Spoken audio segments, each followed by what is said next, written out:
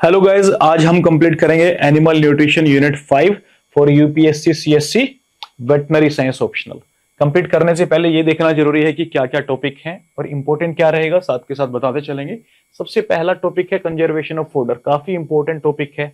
आप सभी जानते हैं कंजर्व का मतलब क्या होता है, बचा करके रखना, लंबे समय तक उसको प्रिजर्व करके रखना। For extended period of time हम उसको बचा सकेंगे तो खराब वेदर कंडीशन रहेंगी या ज्यादा एनिमल्स हमारे पास हैं या फिर किसी पर्टिकुलर सीजन में ड्रोट की वजह से फसल नहीं आ पाई तो उस बेनिफिट कंजर्वेशन ऑफ फूडर से हमें मिलने वाला है। तो कैसे करते हैं कंजर्व? हे मेकिंग होता है, साइलेज मेकिंग होता है और हेलेज मेकिंग होता है। इन दोनों के बीच की क्वालिटी रहती है हेलेज में, क्योंकि हे और साइलेज का लेज उठा लिया है तो हेलेज। ठीक है, किसमें क्या रहता है अच्छे से डिस्क्राइब करेंगे। काफी बार क्वेश्चन पूछा है साइलेज मेकिंग के बारे में यूपीएससी ने, तो अच्छे से पढ़ेंगे इसको। ठीक है, तो बार बार क्वेश्चन रिपीट होने के चांसेस रहते हैं। यहाँ से हे मेकिंग पूछ लेंगे, कभी साइलेज मेकिंग पूछ लेंगे, तो इसको हम अच्छे से समझने वाले हैं। ठीक है जी, स्टोरेज ऑफ फीड कैसे करते हैं, क्या क्या लॉसेस होते हैं ड्यूरिंग द स्टोरेज, कैसे उनको बचाया जा सकता है, वो चीजें देखेंगे। फीड प्रोसेसिंग कैसे की जाती है, क्यों की जाती है, क्या जरूरत है फीड को प्रोसेस करने की, ये क्वेश्चन यूपीएससी पूछ चुका है। हम बिल्कुल बताएंगे क्या जरूरत है, क्यों करते हैं। एंटी न्यूट्रिशनल फैक्टर क्या रहते हैं फीड के अंदर, या टॉक्सिक फैक्टर्स जो होते हैं वो क्या रहते हैं और उनको कैसे मिनिमाइज किया जा सकता है, उसके तरीके बता दीजिए, ये क्वेश्चन पूछ चुका है। फीड अब किस में होंगे? ऑब्वियसली लाइव स्टॉक फीड्स में ही होंगे, एनिमल न्यूट्रिशन पढ़ रहे हैं तो। Feed analysis and quality control, feed का एनालिसिस कैसे करेंगे और उसका क्वालिटी को कैसे मेक श्योर करेंगे कि क्वालिटी उसकी सही है, वो सारा हम आज के लेक्चर में कंप्लीट करने वाले हैं। यहाँ पे बता दूंगा तो आगे क्या बताएंगे, ज्यादा लंबा लेक्चर हो जाएगा, इसलिए वहां पे ही बताएंगे। डाइजेस्टिबिलिटी ट्रायल्स, डाइजेस्टिबिलिटी कैसे निकाली जाती है वो सब देखेंगे। पोल्ट्री में कैसे निकाली जाती है, क्या क्या मेथड्स होते हैं डाइजेस्टिबिलिटी को निकालने के रूमिनेंट्स के अंदर, वो भी हम देखेंगे। प्रिडिक्टिंग फीड इनटेक इन ग्रेजिंग एनिमल, अब ये क्वेश्चन पूछा गया है कि आप बताइए कि फीड जो इनटेक है एनिमल का ड्यूरिंग द ग्रेजिंग आप कैसे बता पाएंगे। यहां पे बच्चा समझता है कि उसने ग्रास कितना किलोग्राम खा लिया, बस यही बताना है, और उसमें एक मेथड लिख करके आ जाते हैं फीडिंग बिहेवियर वाला, कि एनिमल ने जितना एक बाइट में वो ले पाया, पर मिनट बाइट हमने निकाल लिया कि एक मिनट के अंदर ऑन एन एवरेज वो 7 बाइट करता है। एक बाइट का साइज है 1 kg लगा लीजिए, तो जितना भी टाइम उसने 2 घंटे 3 घंटे ग्रेजिंग की तो उसको सीधा मल्टीप्लाई कर देते हैं। बट सिर्फ उसको नहीं निकालना होता है, हमें और भी कुछ चीजें हैं जो साथ में निकाल करके बतानी पड़ेंगी। जैसे कि एनिमल का वेट हम चेक कर रहे हैं, वेट वो ग्रो कर रहा है एनिमल, अब ग्रो कर रहा है, वेट बढ़ रहा है उसका, प्लस में वो कुछ ना कुछ मेंटेनेंस के लिए एक्टिविटी भी कर रहा होगा। तो जैसे ही एनिमल का वेट गेन हुआ, हमने क्या देखा, उसमें ग्रोथ हो रही है। प्लस में हम देखेंगे दूसरा बॉडी कंडीशन, बॉडी कंडीशन उसकी जैसे थी फीड के भी एक हफ्ते बाद वैसी ही बॉडी कंडीशन है। इसका मतलब जो भी मेंटेनेंस के लिए उसको एनर्जी चाहिए वो प्रॉपरली मिल रही थी, और जो ग्रोथ रेट हुआ है उससे हम निकाल लेंगे क्या क्या निकाल सकते हैं उससे, कि इतना ग्रोथ हुआ है तो उसने इतना फीड कंज्यूम किया होगा। बट अगर आपके माइंड में सिर्फ ये रहेगा कि ग्रास कितना खा लिया है उसने, तो फिर 2 ही लाइन लिख पाएंगे आप, उससे ज्यादा नहीं लिख पाएंगे, तो आपका क्वेश्चन 10 मार्क्स में नहीं बनेगा। ये सारी चीजें आपको लिखनी है, और प्लस में प्लांट बेस्ड मेथड क्या होता है वो भी हम आप लोगों को बताएंगे। डोंट वरी, सारी चीजें डिस्कस करेंगे, सब आसान आसान से टॉपिक है, बस फोकस करके बैठिएगा। ओके, सबसे पहले कंजर्वेशन ऑफ फूडर, यानी कि प्रिजर्वेशन करना है ताकि लंबे समय तक उसको बचाए रख सके। क्या क्या बेनिफिट्स है मैंने अभी आपके साथ शेयर किया था। सबसे पहला क्या होता है, हे मेकिंग। हे मेकिंग में देखिए, अब खास बात प्लीज ध्यान से यहाँ पे फोकस कीजिएगा, नहीं तो सारा लेक्चर निकल जाएगा। हे मेकिंग जो है यहाँ पे 12 to 14% क्या होता है, मॉइस्चर कंटेंट इसमें रखना होता है। ठीक है साहब, साइलेज में 70% रखना होता है। ठीक है, हेलेज में 40 to 60% मॉइस्चर कंटेंट रखना होता है, तभी तो हेलेज इनके दोनों को बीच का है। वैसे भी नाम से देखिए, हे यहां से चुरा लिया और साइलेज का लेज यहां से ले लिया, तो दोनों के बीच का जो मेथड रहता है वो हेलेज रहता है। अब इनमें डिफरेंस क्या है, एक तो वाटर का मॉइस्चर कंटेंट का आपको साफ साफ डिफरेंस दिखाई दे रहा है, और दूसरा यहाँ पे जो हे है इसमें मॉइस्चर कंटेंट कम है, तो इसकी वजह से क्या होगा, इसकी वजह से इंजाइमेटिक एक्टिविटी बंद हो जाएंगी। जो पैथोजेनिक ऑर्गेनिज्म होते हैं, मोल्ड होते हैं, आपका कोई भी बैक्टीरिया है या फंगस है, उसको अपनी एक्टिविटी करने के लिए क्या चाहिए, एक मिनिमम अमाउंट चाहिए वाटर का कंटेंट का, कि वो अपना जो एक्टिविटी है उनको कंप्लीट कर सके।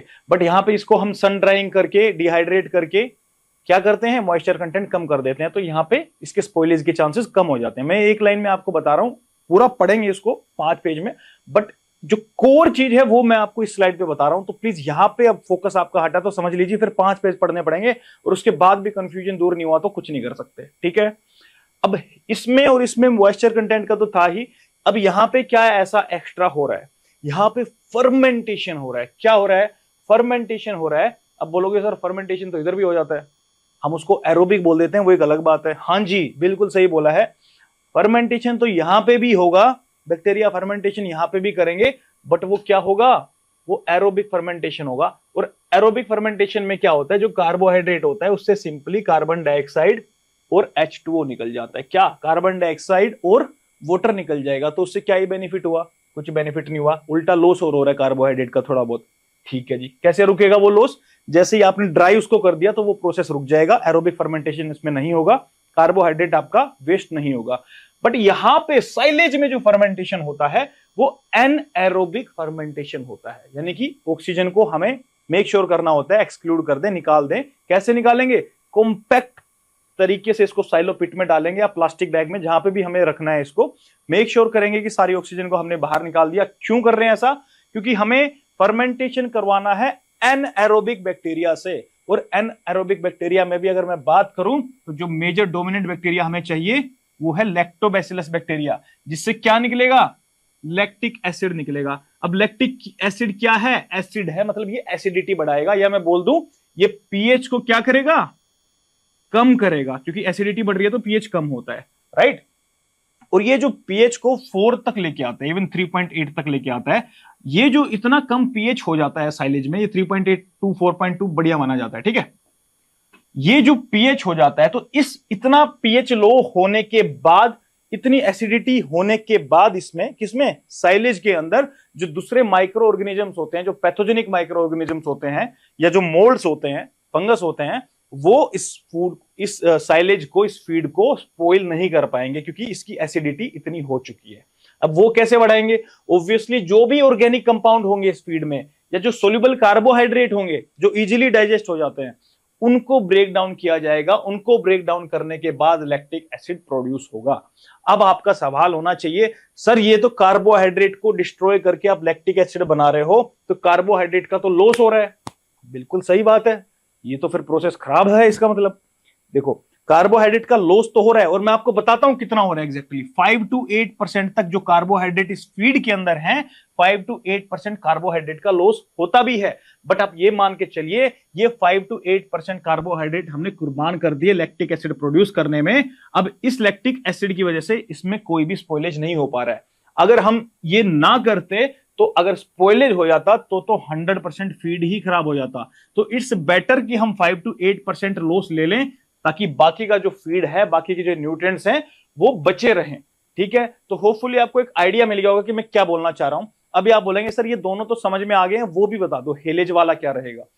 इसमें भी क्या रहेगा, सन ड्राइंग की जाएगी, फील्ड में ले जाएंगे, ड्राई करेंगे उसको, और ड्राई करने के बाद सेम साइलेज की तरह भी इसका फर्मेंटेशन कर देंगे। उतना साइलो पिट में डाल के नहीं करते हैं, इसमें मॉडरेट सा रहता है। थोड़ा सा सन ड्राइंग कर दिया, थोड़ा सा क्यों बोल रहा हूं, क्योंकि हे में क्या था, 12 to 14% ही वाटर हमने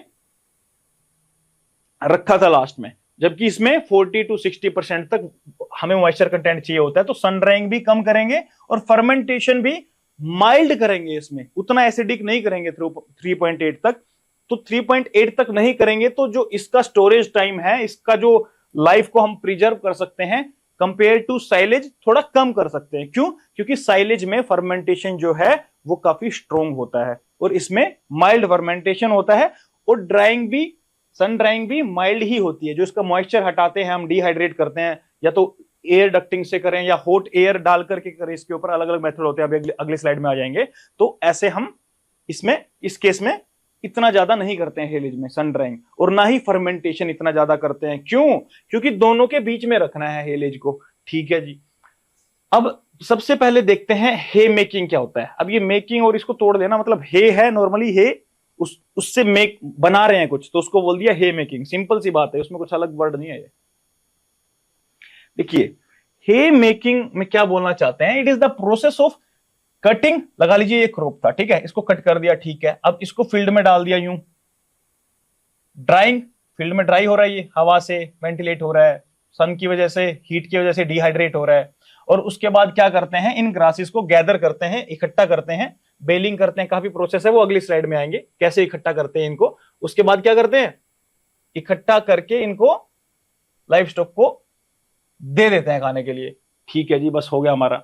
लेकिन सर क्या डायरेक्ट ऐसे ही दे देते फिर? हाँ ऐसे भी दे सकते हैं, बट यूजुअली आप ड्राई करके इसको बेल बना करके लंबे टाइम तक स्टोर भी कर सकते हैं। क्यों? अभी बताया 12 to 14% वाटर कंटेंट है। सन ड्राई आपने अच्छे से कर लिया, 12 to 14% आपने कर लिया, तो आप क्या चाहेंगे, लंबे समय तक दें, हम काफी टाइम तक इसको चला लें एनिमल को। अगर कोई वेदर कंडीशन ऐसी खराब आ रही है तो उसको हम ये दे सकें। क्यों? क्योंकि वाटर कंटेंट कम है, तो इसको हम लंबे टाइम तक थोड़ा स्टोर कर सकते हैं। और डायरेक्ट ऐसे ही कटिंग करके गैदर करके एनिमल को खिला देते तो फिर इसका हे मेकिंग का फायदा ही क्या होता? समझ रहे मेरी बात? मैंने इंटेंशनली वो चीज बोली थी ताकि थोड़ा सा कंफ्यूजन बने। अभी समझ में आया? नेचुरली कटिंग करके सीधा एनिमल को खिला दिया तो हे मेकिंग की बात ही क्यों कर रहे हो? वाटर कंटेंट भी क्यों रिड्यूस किया? वाटर भी चला जाता है एनिमल की बॉडी में, अच्छी बात थी वो। क्यों रिड्यूस किया? क्योंकि हम थोड़ा लंबे टाइम तक उसको स्टोर करना चाह रहे हैं। क्योंकि हम क्या पढ़ रहे हैं, कंजर्वेशन ऑफ फूडर हम पढ़ रहे हैं, इसको लंबे टाइम तक हमें प्रिजर्व करना है, तो सन ड्राइंग इसमें करेंगे। अब सन ड्राइंग मैं बार बार बोल रहा हूं, आप सिर्फ सन ड्राइंग मत समझे इसको, आप समझे ड्राइंग, इसको ड्राई कर रहे हैं यानी वाटर कंटेंट बाहर निकाल रहे हैं। अब सन ड्राइंग से भी होगा, वेंटिलेशन से भी होगा, हॉट एयर चलाएंगे तो उससे भी हो जाएगा, या कोई डक्टिंग सिस्टम होता है एयर का जिसमें एयर पास होती है, उससे भी ये ड्राई हो जाता है। फील्ड ड्राइंग जो होती है, फील्ड का मतलब इसको सिंपली कट किया और फील्ड में, यानी कि जो भी आपका फील्ड है, खेत है, उसमें आपने इसको ऐसे रख दिया, ठीक है, सिंपली। इसको रखने को क्या बोलते हैं, उसके बाद इसको पुल अप करते हैं, फिर पाइल अप करते हैं पूरा का पूरा, उसको क्या बोलते हैं, वो एक दो प्रोसेस है, अगली स्लाइड में देख लीजिए। सबसे पहले क्या की, कटिंग, उसके बाद इसको पार्शियली ड्राई करने के लिए छोड़ दिया। उसके बाद ये स्वाथ क्यूरिंग है ना, ये समझ में नहीं आता है, इसको स्वाथ का ATH है ना जो ये, इसकी जगह आप P लगा लो, अब समझ में आ जाएगा। बेसिकली एक पाथ बना दिया रोज का, यूं काफी सारी रोज बना दी हैं जिसमें हमने कट करके इसको डाला हुआ है ताकि ये अच्छे से ड्राई हो जाए। इसको एक दूसरे के साथ पाइल अप इकट्ठा नहीं किया अभी तक, ठीक है। तो ये क्या बोलना चाहते हैं, this involves laying down freshly cut forage in rows to allow it to dry in the sun to obtain moisture level up to 40%, ठीक है। 40% तक हम ट्राई करेंगे, अगर आ जाए तो बहुत अच्छी बात है। चलिए जी, अब क्या करेंगे हम, इनको आपस में गैदर करना स्टार्ट करेंगे और सिलेंड्रिकल बंडल बना देंगे इनसे, और उसके बाद जो भी थोड़ा बहुत मॉइस्चर कंटेंट होगा उसमें, पानी है जो, वो निकल जाएगा, वाटर निकल जाएगा, उसको क्या बोलेंगे, विल्टिंग हो जाएगी उसकी, ठीक है साहब। जो बचा हुआ पानी और थोड़ा सा कम हो गया। कोकिंग में क्या बोलना चाह रहे हैं, जो सिलेंडर बने हुए थे, इन सिलेंडर्स को एक साथ इकट्ठा रखना स्टार्ट करेंगे तो एक हीप बन जाएगा पूरा, इसको हम क्या बोलते हैं, कोकिंग बोलते हैं इस प्रोसेस को। उसके बाद क्या करेंगे, बेलर जो होते हैं, मैकेनाइज्ड जो बेलर होते हैं, उनसे जितने भी ये इकट्ठा किए थे उनको पूरा कॉम्पैक्ट करके एक जगह पे और सेट कर देंगे उसको, ताकि इसका ट्रांसपोर्ट इजी हो सके, कम स्पेस में आए ये, और इसको प्रॉपर तरीके से इसका ट्रांसपोर्टेशन हो सके। बस इतनी सी बात है इसमें, और कुछ खास बात नहीं है। स्टोरेज और ट्रांसपोर्ट इजीली हो जाएगा बेलिंग करने से, इसलिए बेलिंग करते हैं। फिर उसके बाद स्टोरिंग करनी है। स्टोरिंग में क्या बात ध्यान रखनी है हमें, कि हमें इसको ड्राई प्लेस में करना है स्टोर। क्यों? अगर ह्यूमिडिटी ज्यादा होगी उस एयर में, तो ह्यूमिडिटी को फिर से अब्जॉर्ब कर लेगा, वाटर को अब्जॉर्ब कर लेगा, तो इसका वाटर कंटेंट बढ़ जाएगा, और वाटर कंटेंट बढ़ा तो स्पॉइलेज होने के चांसेस हो जाएंगे। क्योंकि हे में स्पॉइलेज क्यों नहीं होती, क्योंकि हेलेज के अंदर वाटर कंटेंट कम होता है, वहां पे वो उन माइक्रो ऑर्गेनिजम्स के भी एंजाइम जो है वो अच्छे से काम नहीं कर पाते हैं। ओके जी, अब कटिंग तो यहां से शुरू ही हुआ था, अब देख लो एक बार फिर से घुमा देता हूं। सबसे पहले कटिंग करी, फिर इनको एक रो बना करके सुखा दिया, ड्राई कर दिया। उसके बाद इनको एक दूसरे के ऊपर रखा तो सिलेंडर जैसा बन जाएगा ऐसे। फिर उन सिलेंडर्स को हमने एक साथ और रखा तो वो पूरा हीप बन जाएगा ऐसे, ठीक है। उसके बाद उसको हमने पूरा कंप्रेस किया अच्छे से मशीन के साथ, मैकेनाइज्ड बेलर के साथ मशीन आती है, तो हमने उसको कंप्रेस किया, कंप्रेस करके इसका साइज रिड्यूस करके इतना बना दिया टाइट करके। उससे क्या फायदा हुआ, उसका ट्रांसपोर्टेशन इजी हो गया, और स्टोरेज के लिए जो स्पेस चाहिएगा वो स्पेस भी कम चाहिएगा, ठीक है साहब। अब स्टोरिंग कर दी, स्टोर में ध्यान रखना है कि ड्राई एरिया हो, लेकिन वेंटिलेशन ठीक ठाक हो, एयर आती रहे, ऐसा ना हो कि एनारोबिक कंडीशन बन जाए। बट ठीक है, मेन बात यही है भाई, अगर इसमें ड्राई एरिया में रहेगा तो मॉइस्चर नहीं आएगा, वेंटिलेशन होता रहेगा तो, अगर थोड़ा बहुत मॉइस्चर रहेगा भी तो वेंटिलेशन के थ्रू वो दूर, अगर ड्राई एरिया है और उसमें हवा भी आ रही है तो इसका मतलब क्या हुआ, अगर उसमें मॉइस्चर होगा भी, वो भी एयर में अब्जॉर्ब हो जाएगा और वेंटिलेशन से वो आगे चला जाएगा। इतना बोलना चाह रहा है, छोटी सी बात है बस। चलिए अब आते हैं टाइप्स ऑफ हे पे। एक लेग्यूम हे होते हैं जिसमें प्रोटीन कंटेंट ज्यादा होता है, टीडीएन हाई है, डीसीपी ज्यादा है। और नॉन लेग्यूम है तो प्रोटीन कंटेंट तो कम है बट कार्बोहाइड्रेट कंटेंट क्या है, कार्बोहाइड्रेट कंटेंट ज्यादा है। अब नॉन लेग्यूम में बाजरा ले लीजिए आप, एक ही समझ लीजिए, उसका एनर्जी कंटेंट ज्यादा होता है, प्रोटीन उसमें कम होता है। और लेग्यूम्स की अगर मैं बात करूं तो उसमें आप ल्यूसर्न को ले लीजिए। ल्यूसर्न जो है अल्फा अल्फा भी जिसको बोल देते हैं, इसका प्रोटीन कंटेंट हाई होता है, ठीक है। और एक होता है इनके बीच का मिक्स्ड है। तो न्यूट्रिटिव वैल्यू क्या होगी है कि वो डिपेंड करेगा कि आपने लेग्यूम लिया था कि नॉन लेग्यूम लिया था या दोनों को मिक्स करके लिया था। बस इतनी सी बात बोलना चाह रहे हैं यहाँ पे।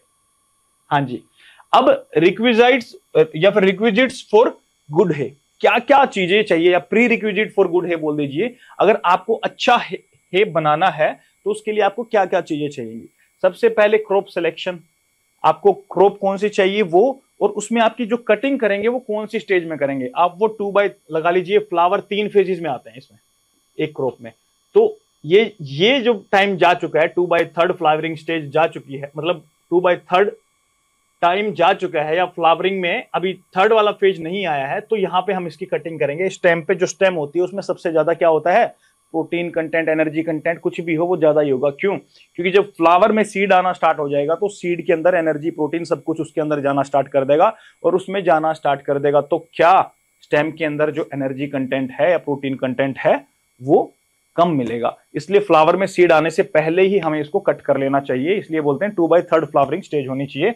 इसमें कुछ जगह पे होता है बच्चों का कंफ्यूजन, स्टबल हाइट से लेना चाहिए। स्टबल हाइट क्या होती है, बेसिकली आपको पता होगा, ये लगा लीजिए ये प्लांट है तो इसको यहां से 3 से 4 इंच छोड़ करके यहां से कट करना चाहिए, नीचे से नहीं कट करना चाहिए। यहाँ पे तगड़ा कंफ्यूजन होता है बच्चों को। वो बोलते हैं कि सर न्यूट्रिएंट का तो बोलते हैं कि मैक्सिमम नीचे होता है, इसको क्यों छोड़ रहे हैं फिर, इसको तो बिल्कुल नीचे से ले लो, न्यूट्रिएंट और ज्यादा आ जाएगा अपने पास।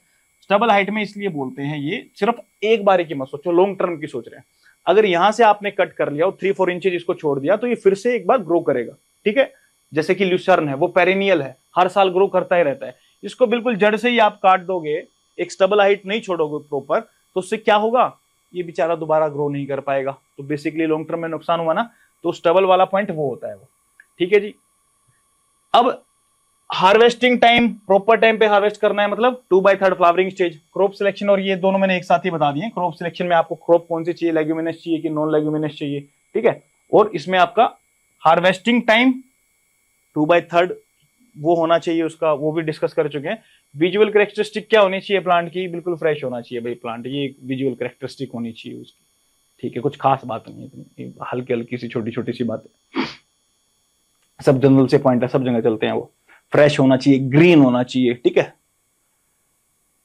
डार्क ब्राउन कलर बन जाता है, ये बोलना चाह रहा है change during the storage.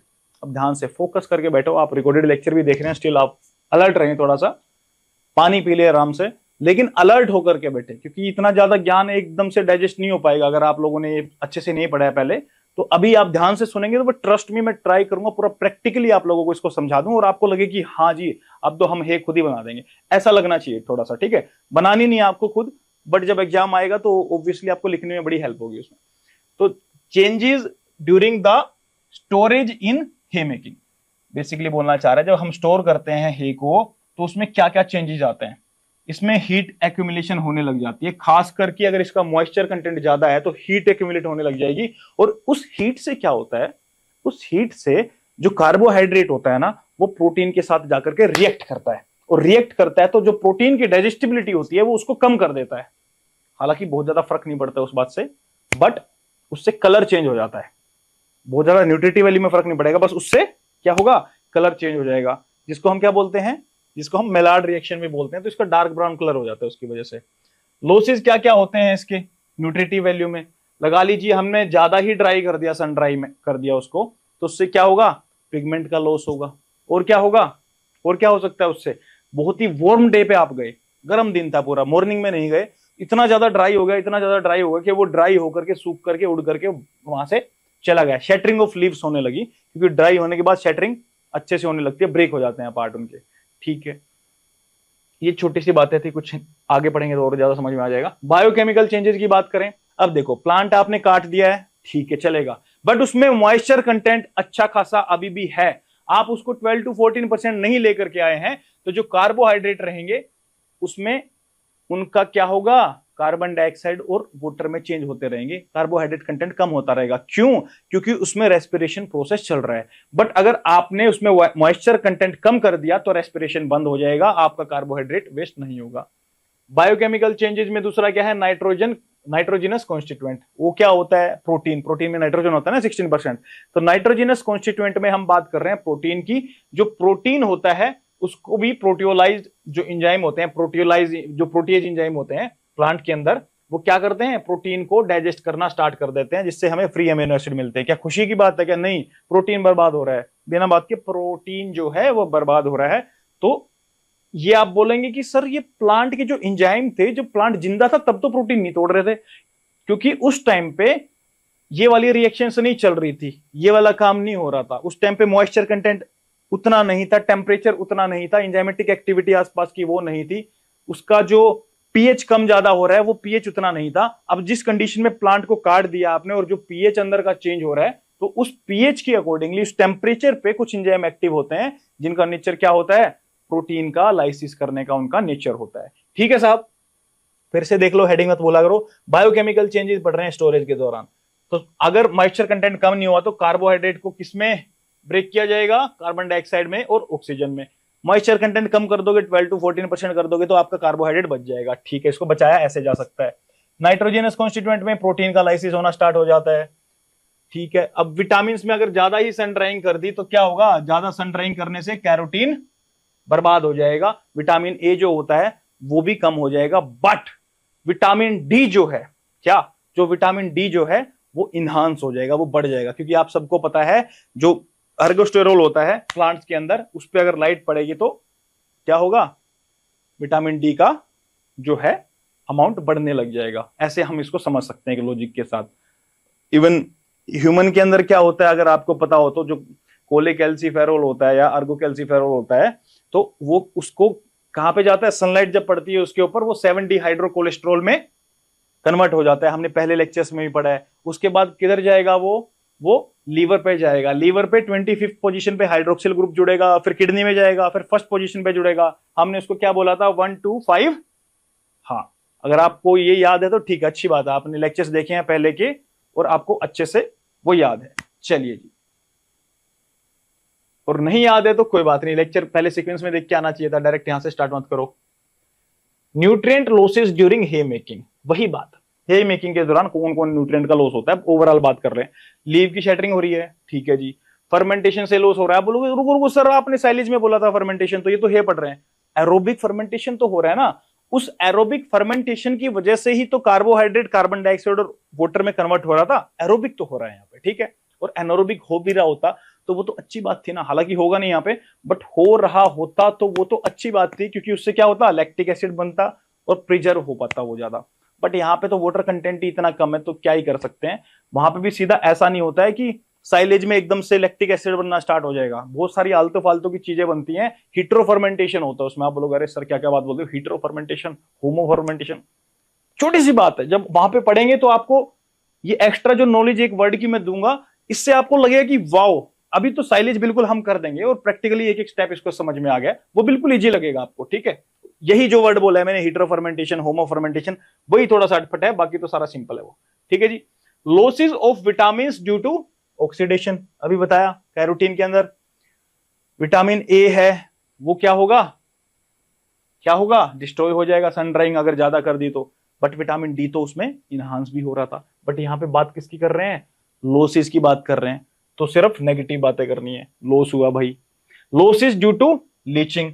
Leaching का मतलब क्या होता है, जो अगर रेन आ जाती है, अगर सन ड्राई कर रहे थे आप खुश होके, बहुत रेन आ जाती है, तो उसमें क्या होगा, पानी मिल जाएगा उसमें, और धीरे धीरे रिस रिस के पानी जो विटामिन मिनरल्स के कंटेंट को भी अपने साथ लेके जाएगा। बिल्कुल वाटर अगर ग्रीन फॉर्डर पे पड़ता है तो आपने देखा होगा ध्यान से, वो हल्का हल्का सा उसका कलर बदल जाता है वाटर का, ऐसा नहीं कि बिल्कुल प्योर वाटर जाएगा। उसके बाद जो कलर बदला है तो कुछ ना कुछ तो वो प्लांट में जाकर के लेके आया होगा ना, तो उसको रिस रिस के जो वो विटामिन मिनरल लेकर के जा रहा है प्लांट के, उसको क्या बोलते हैं, लीचिंग हो रही है। किसकी वजह से होती है, जब वाटर पड़ जाता है उसके ऊपर।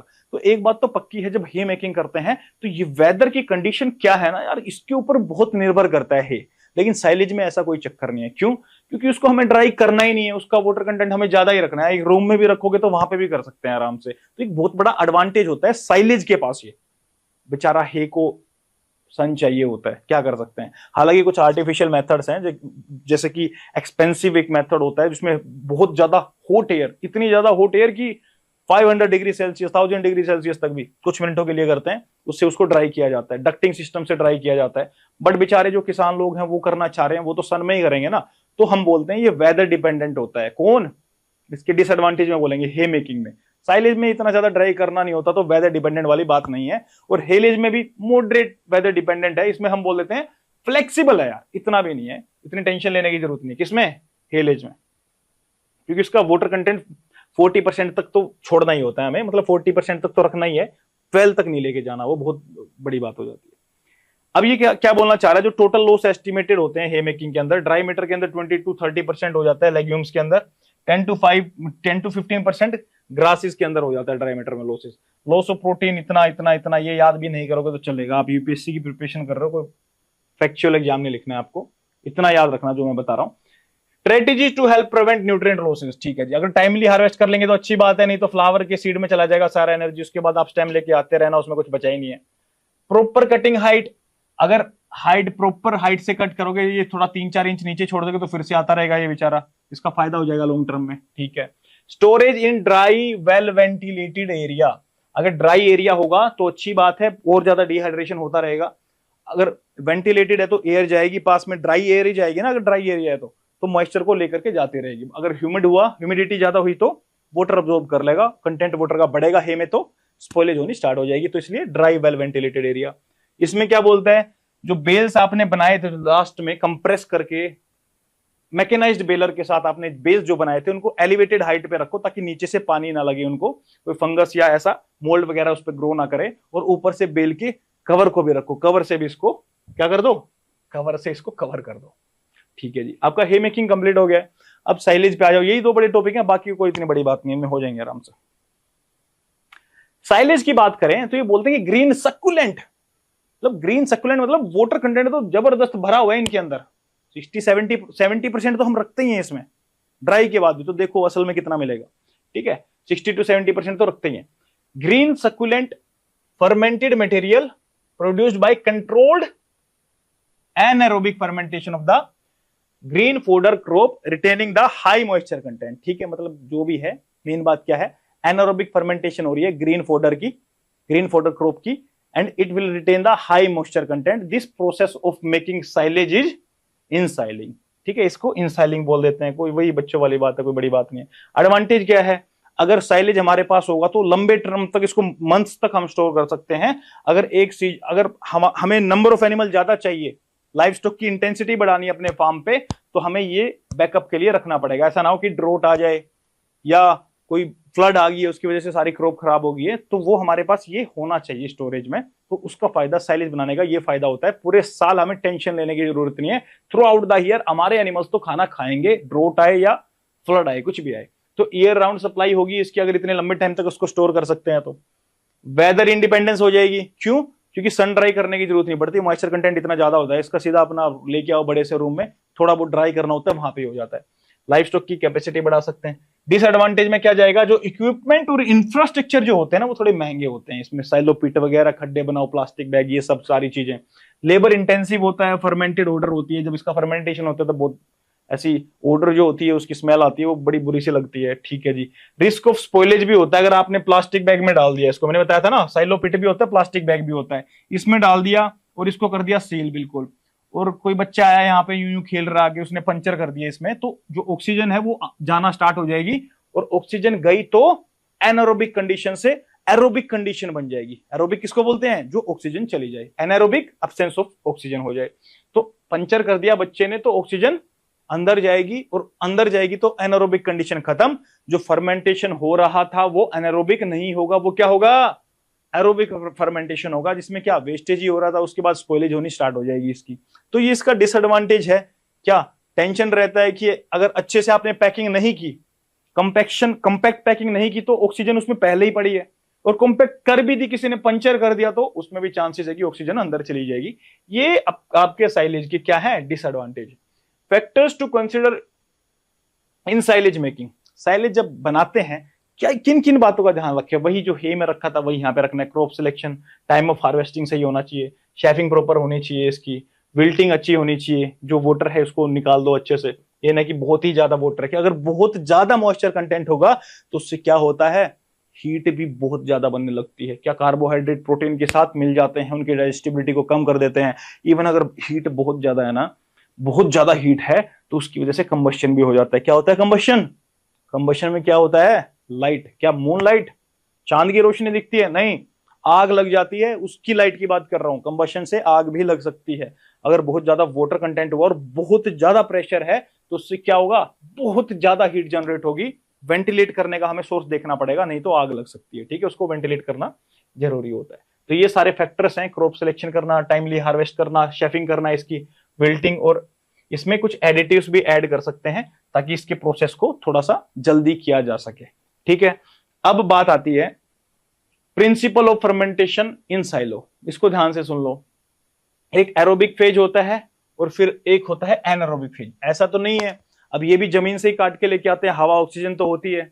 अब कॉम्पैक्शन से पहले आप कितना भी कॉम्पैक्ट कर दो, कुछ तो थोड़ा सा तो ऑक्सीजन बचेगा ना, थोड़ा सा तो ऑक्सीजन बचेगा, और जो ऑक्सीजन बचेगा वो क्या होगा, वो एरोबिक फेज होगा। उसके बाद वो ऑक्सीजन खत्म कर दिया, कैसे ना कैसे निकल गया, चलो एक्सक्लूड कर दिया हमने, उसके बाद क्या होगा, एनारोबिक फेज स्टार्ट हो जाएगा। मतलब हमने 4 फेजेस की बात की है, एक फेज आता है एरोबिक फेज में, फेज 1, और बाकी के 3 फेज आएंगे एनारोबिक कंडीशन में, जिसमें ऑक्सीजन अवेलेबल नहीं है। अब सबसे हमें क्या चाहिए, पीएच कम करना है तो लैक्टिक एसिड चाहिए। वो सबसे परफेक्ट मेजर डोमिनेंट बैक्टीरिया है लैब वाला, LAB जिसको बोलते हैं। ठीक है, तो ये लैक्टोबैसिलस जो बैक्टीरिया है, ये लैक्टिक एसिड प्रोड्यूस करता है। क्या ये स्टार्टिंग में आ जाएगा, क्या नहीं, थोड़ा बीच में ड्रामे करके आता है। कैसे आता है, पहले तो एरोबिक फेज ही चल रहा था। एरोबिक फेज में हमारा क्या ऑब्जेक्टिव होता है, ऑक्सीजन को एलिमिनेट करेंगे।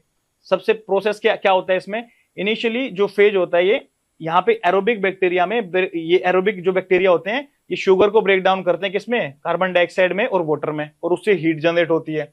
ये जो फेज होता है ना, ये कुछ ही घंटों का होता है, फ्यू आवर्स का, टू कपल ऑफ डेज। अब कुछ घंटों से लेके 1 दिन 2 दिन तक हो सकता है, ऐसा कुछ फिक्स नहीं है कि ऐसे होगा, बहुत सारे फैक्टर वेरिएबल होते हैं क्योंकि। ठीक है, तो ये बहुत ज्यादा क्रिटिकल होता है for setting the stage for anaerobic fermentation. ये फेज बहुत ज्यादा क्रिटिकल होता है। अगर ये इसमें ऑक्सीजन कंज्यूम नहीं हुई प्रॉपरली तो हमारा एनारोबिक फेज, जिसमें 3 फेज पड़ रहे हैं, वो एनारोबिक फेज आ ही नहीं पाएगा। तो इसका ऑक्सीजन का कंज्यूम होकर जो भी थोड़ा बहुत तोड़ रहा है, कार्बोहाइड्रेट तोड़ने दो, ऑक्सीजन खत्म हो जाएगी। उसके बाद क्या आएगा, उसके बाद आएगा हमारा एनारोबिक फेज। और एनारोबिक फेज में क्या है, फेज 2, यहां पे लैग फेज इसको बोल रहे हैं। लैग फेज क्यों बोल रहे हैं, क्योंकि काम की जो चीज है लैक्टिक एसिड कौन जनरेट करता है, लैक्टिक एसिड बैक्टीरिया ये जनरेट करता है। जो भी लैक्टिक एसिड बैक्टीरिया, जो एग्जांपल याद आए, वो डोमिनेट करता है, ये प्रोड्यूस करता है लैक्टिक एसिड, पीएच को करता है लो। और ये बहुत ज्यादा क्रिटिकल पॉइंट है जो पीएच को लो कर रहा है, जिसकी वजह से न्यूट्रिएंट्स क्या हो जाते हैं, प्रिजर्व कर सकते हैं न्यूट्रिएंट को, स्पॉइलेज को प्रिवेंट कर सकते हैं। बट रुकिएगा जरा, अभी तक इस बैक्टीरिया पे नहीं पहुंचे हैं, अभी तक तो हम लैग फेज में। इसको लैग क्यों बोल रहे हैं, क्योंकि हमें भाग के इस फेज पे जाने की बड़ी जल्दी है, लेकिन इस फेज से गुजर करके जाना पड़ेगा, और ये धीरे धीरे चलता है अपने स्टाइल में।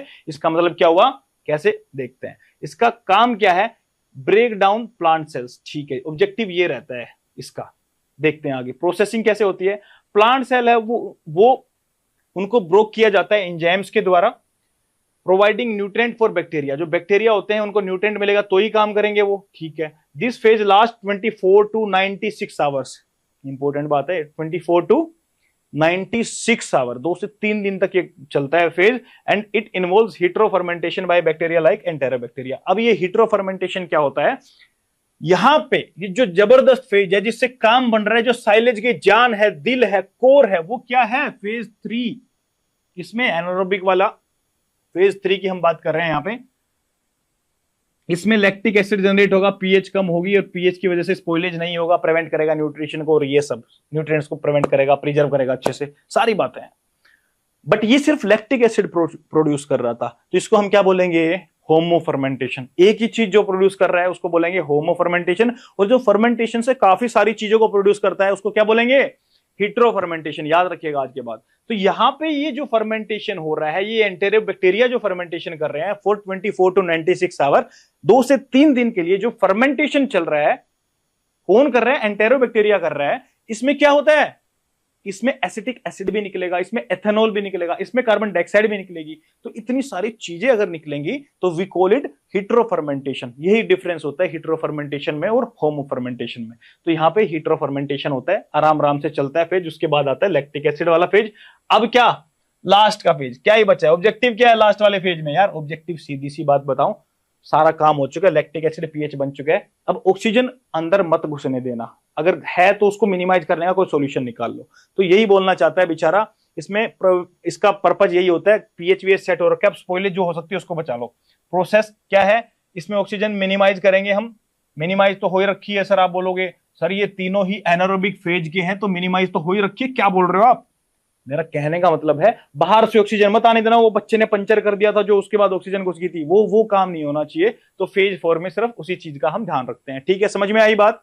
ये क्या थे, प्रिंसिपल्स थे फर्मेंटेशन के इन साइलोपिट या जो भी प्लास्टिक बैग है आपका उसमें, जिसमें कि सबसे पहले 4 फेज बताए थे। एक फेज आएगा फेज 1 एरोबिक में, फेज 2, फेज 3, फेज 4 किसमें आएंगे, एनएरोबिक के अंदर ये सारे के सारे फेज आएंगे। ठीक है साहब। मेथड्स ऑफ प्रिपेयरिंग साइलेज, कैसे प्रिपेयर करते हैं, चॉपिंग कर लेंगे, ठीक है। मॉइस्चर मैनेजमेंट करना पड़ेगा, उसको नीचे तक लेके आना पड़ेगा 60% तक, अगर 80% है तो सीलिंग कर देंगे ताकि ऑक्सीजन ना घुसे बाहर से। फिर फर्मेंटेशन, फर्मेंटेशन के तो मैंने आपको पूरे फेज ही बता दिए, हिट्रो होमो फर्मेंटेशन सब कुछ। फर्मेंटेशन पीरियड कितना होता है वो भी मैंने आप लोगों के साथ डिस्कस कर लिया था। पहला फेज होता है few hour to couple of days, उसके बाद 24 आवर्स टू 96 आवर या 48 आवर्स टू 96 आवर्स। ठीक है साहब, ये चीजें थी, इंपॉर्टेंट टाइम था वो। इंप्रूविंग द, अब नेक्स्ट टॉपिक क्या है, improving the digestibility and nutritive value of wheat bran and paddy straw, या मैं यहां पे लिख दूं रफेज। मतलब कोई भी क्रॉप हो, अगर क्वेश्चन में बोला गया है उसकी न्यूट्रिटिव वैल्यू को, उसकी क्वालिटी को अच्छा करना है, तो सब में सेम ही प्रोसीजर होता है। कुछ ऐसा नहीं जिसके साथ कुछ अलग से करेंगे अमेरिका ले जाके, सबके साथ सेम ही करना होता है। क्या सेम करना होता है, ये लिखा हुआ है। चॉपिंग कर दो, ग्राइंडिंग कर दो ताकि इसका सरफेस एरिया बढ़ जाए, तो ज्यादा एंजाइम काम करेंगे तो डाइजेस्टिबिलिटी अच्छी हो जाएगी। अमोनिएशन कर दो, मैंने आप लोगों को कितनी बार चिल्ला चिल्ला के बताया अमोनिएशन का मतलब क्या होता है। यूरिया देते हैं तो अमोनिया बनता है, कार्बोहाइड्रेट से कीटो एसिड बनता है, अमोनिया और कीटो एसिड मिलकर के क्या बनाते हैं, अमीनो एसिड यानी कि प्रोटीन बनाते हैं। अगर मैं अमोनिएशन कर रहा हूं, यूरिया ना देकर के सीधा अमोनिएशन ही यूज कर रहा हूं मैं फीड के अंदर, तो उससे क्या होगा, प्रोटीन कंटेंट उसका इंक्रीज हो जाएगा। ठीक है। और जो इंजाइम सप्लीमेंटेशन अगर देंगे तो इंजाइम जो रहते हैं, इंजाइम का काम क्या होता है, बॉन्ड्स को ब्रेक करना होता है। जो भी कॉम्प्लेक्स कार्बोहाइड्रेट होंगे उनकी बॉन्ड्स को ब्रेक कर देंगे। तो बताइए कॉम्प्लेक्स कार्बोहाइड्रेट से मेरा मतलब क्या है, fibre. Yes, fibres, crude fibres, lignin हुआ, सेलुलोज हुआ, हेमी सेलुलोज हुआ, ये सारे के सारे जो बॉन्ड होते हैं इनके बड़े स्ट्रॉन्ग होते हैं, इनको तोड़ना मुश्किल होता है। एनिमल के इंजाइम्स के बस की बात नहीं है कि उनको वो तोड़ पाए, तो इसीलिए हम बाहर से वो इंजाइम देंगे, सप्लीमेंट करेंगे फीड के साथ, जो उन बॉन्ड्स को ब्रेक करके उन फाइबर से भी कुछ ना कुछ एनर्जी निकलवा दे। तो उस फीड की क्वालिटी बताइएगा बढ़ेगी कि नहीं बढ़ेगी, ऑब्वियसली यस बढ़ेगी। तो स्टीम फ्लेकिंग भी कर सकते हैं, एक मेथड है। इसमें क्या करते हैं, स्टीम में आपको पता ही लग रहा है वाटर स्टीम में कन्वर्ट होता है तो टेम्परेचर बढ़ा होगा, और बहुत ही ज्यादा टेम्परेचर वाला स्टीम हम फीड के ऊपर मार रहे हैं तो क्या होगा, वो फीड सॉफ्टन हो जाएगा, वो उसके जो बॉन्ड्स हैं वो वीक हो जाएंगे, तो वो पैलेटेबल भी हो जाएगा और उसकी डाइजेस्टिबिलिटी भी कुछ हद तक थोड़ी सी बढ़ जाएगी। ठीक है जी। दूसरा क्या, डायरेक्ट प्रोटीन सप्लीमेंट ही कर दो, डायरेक्ट छोड़ो यूरिया अमोनिया को, डायरेक्ट सोयाबीन मील ही दे दिया, इससे क्या होगा, ठीक है, क्वालिटी बढ़ जाएगी। ठीक है, ओवरऑल फीड की क्वालिटी ठीक हो जाएगी। और लास्ट पॉइंट आपका सबसे इंपॉर्टेंट पॉइंट है, सोडियम हाइड्रोक्साइड देंगे। क्यों, जो स्ट्रो होती है, स्ट्रो के अंदर क्या होता है, लिग्निन होता है काफी अमाउंट। लिग्निन का को ब्रेक करना बहुत ज्यादा क्या होता है, कॉम्प्लेक्स कार्बोहाइड्रेट है लगा लीजिए, तो उसको ब्रेक करना बहुत ही ज्यादा मुश्किल होता है। बट अगर हम सोडियम हाइड्रोक्साइड देंगे तो it will help us to break that lignin bond. तो लिग्निन बॉन्ड को ब्रेक किया तो मतलब उसको यूज कर सकती है बॉडी, कॉम्प्लेक्स से सिंपल कार्बोहाइड्रेट में आया लगा लीजिए, जब बॉन्ड ब्रेक किया तो उससे एनर्जी रिलीज होगी फिर बाद में। तो उससे क्या हो रहा है, बेसिकली डाइजेस्टिबिलिटी फीड की बढ़ रही है। हमारा टॉपिक क्या था, improving the digestibility and nutritive value. Digestibility कैसे बढ़ाई, ध्यान से देखना, ध्यान से। डाइजेस्टिबिलिटी, चॉपिंग और ग्राइंडिंग कर दिया, एंजाइम ने काम किया, डाइजेस्टिबिलिटी बढ़ी। अमोनिएशन कर दिया तो न्यूट्रिटिव वैल्यू बढ़ी, क्यों, प्रोटीन कंटेंट बढ़ रहा है उसका। एंजाइम सप्लीमेंट कर दिए तो फिर से डाइजेस्टिबिलिटी बढ़ी। स्टीम फ्लेकिंग कर दी तो उससे क्या होगा, डाइजेस्टिबिलिटी भी बढ़ रही है उससे। पैलेटेबिलिटी की तो बात ही नहीं कर रहे, अब डाइजेस्टिबिलिटी है तो डायरेक्ट डाइजेस्टिबिलिटी बढ़ी है। हालांकि पैलेटेबिलिटी भी बढ़ती है, खाने का मन करता है, थोड़ा मॉइस्चर होता है तो फीड में, बट चलिए यहाँ पे ये बात कर रहे हैं तो हम सीधा ये बोल देते हैं डाइजेस्टिबिलिटी बढ़ी। ठीक है साहब।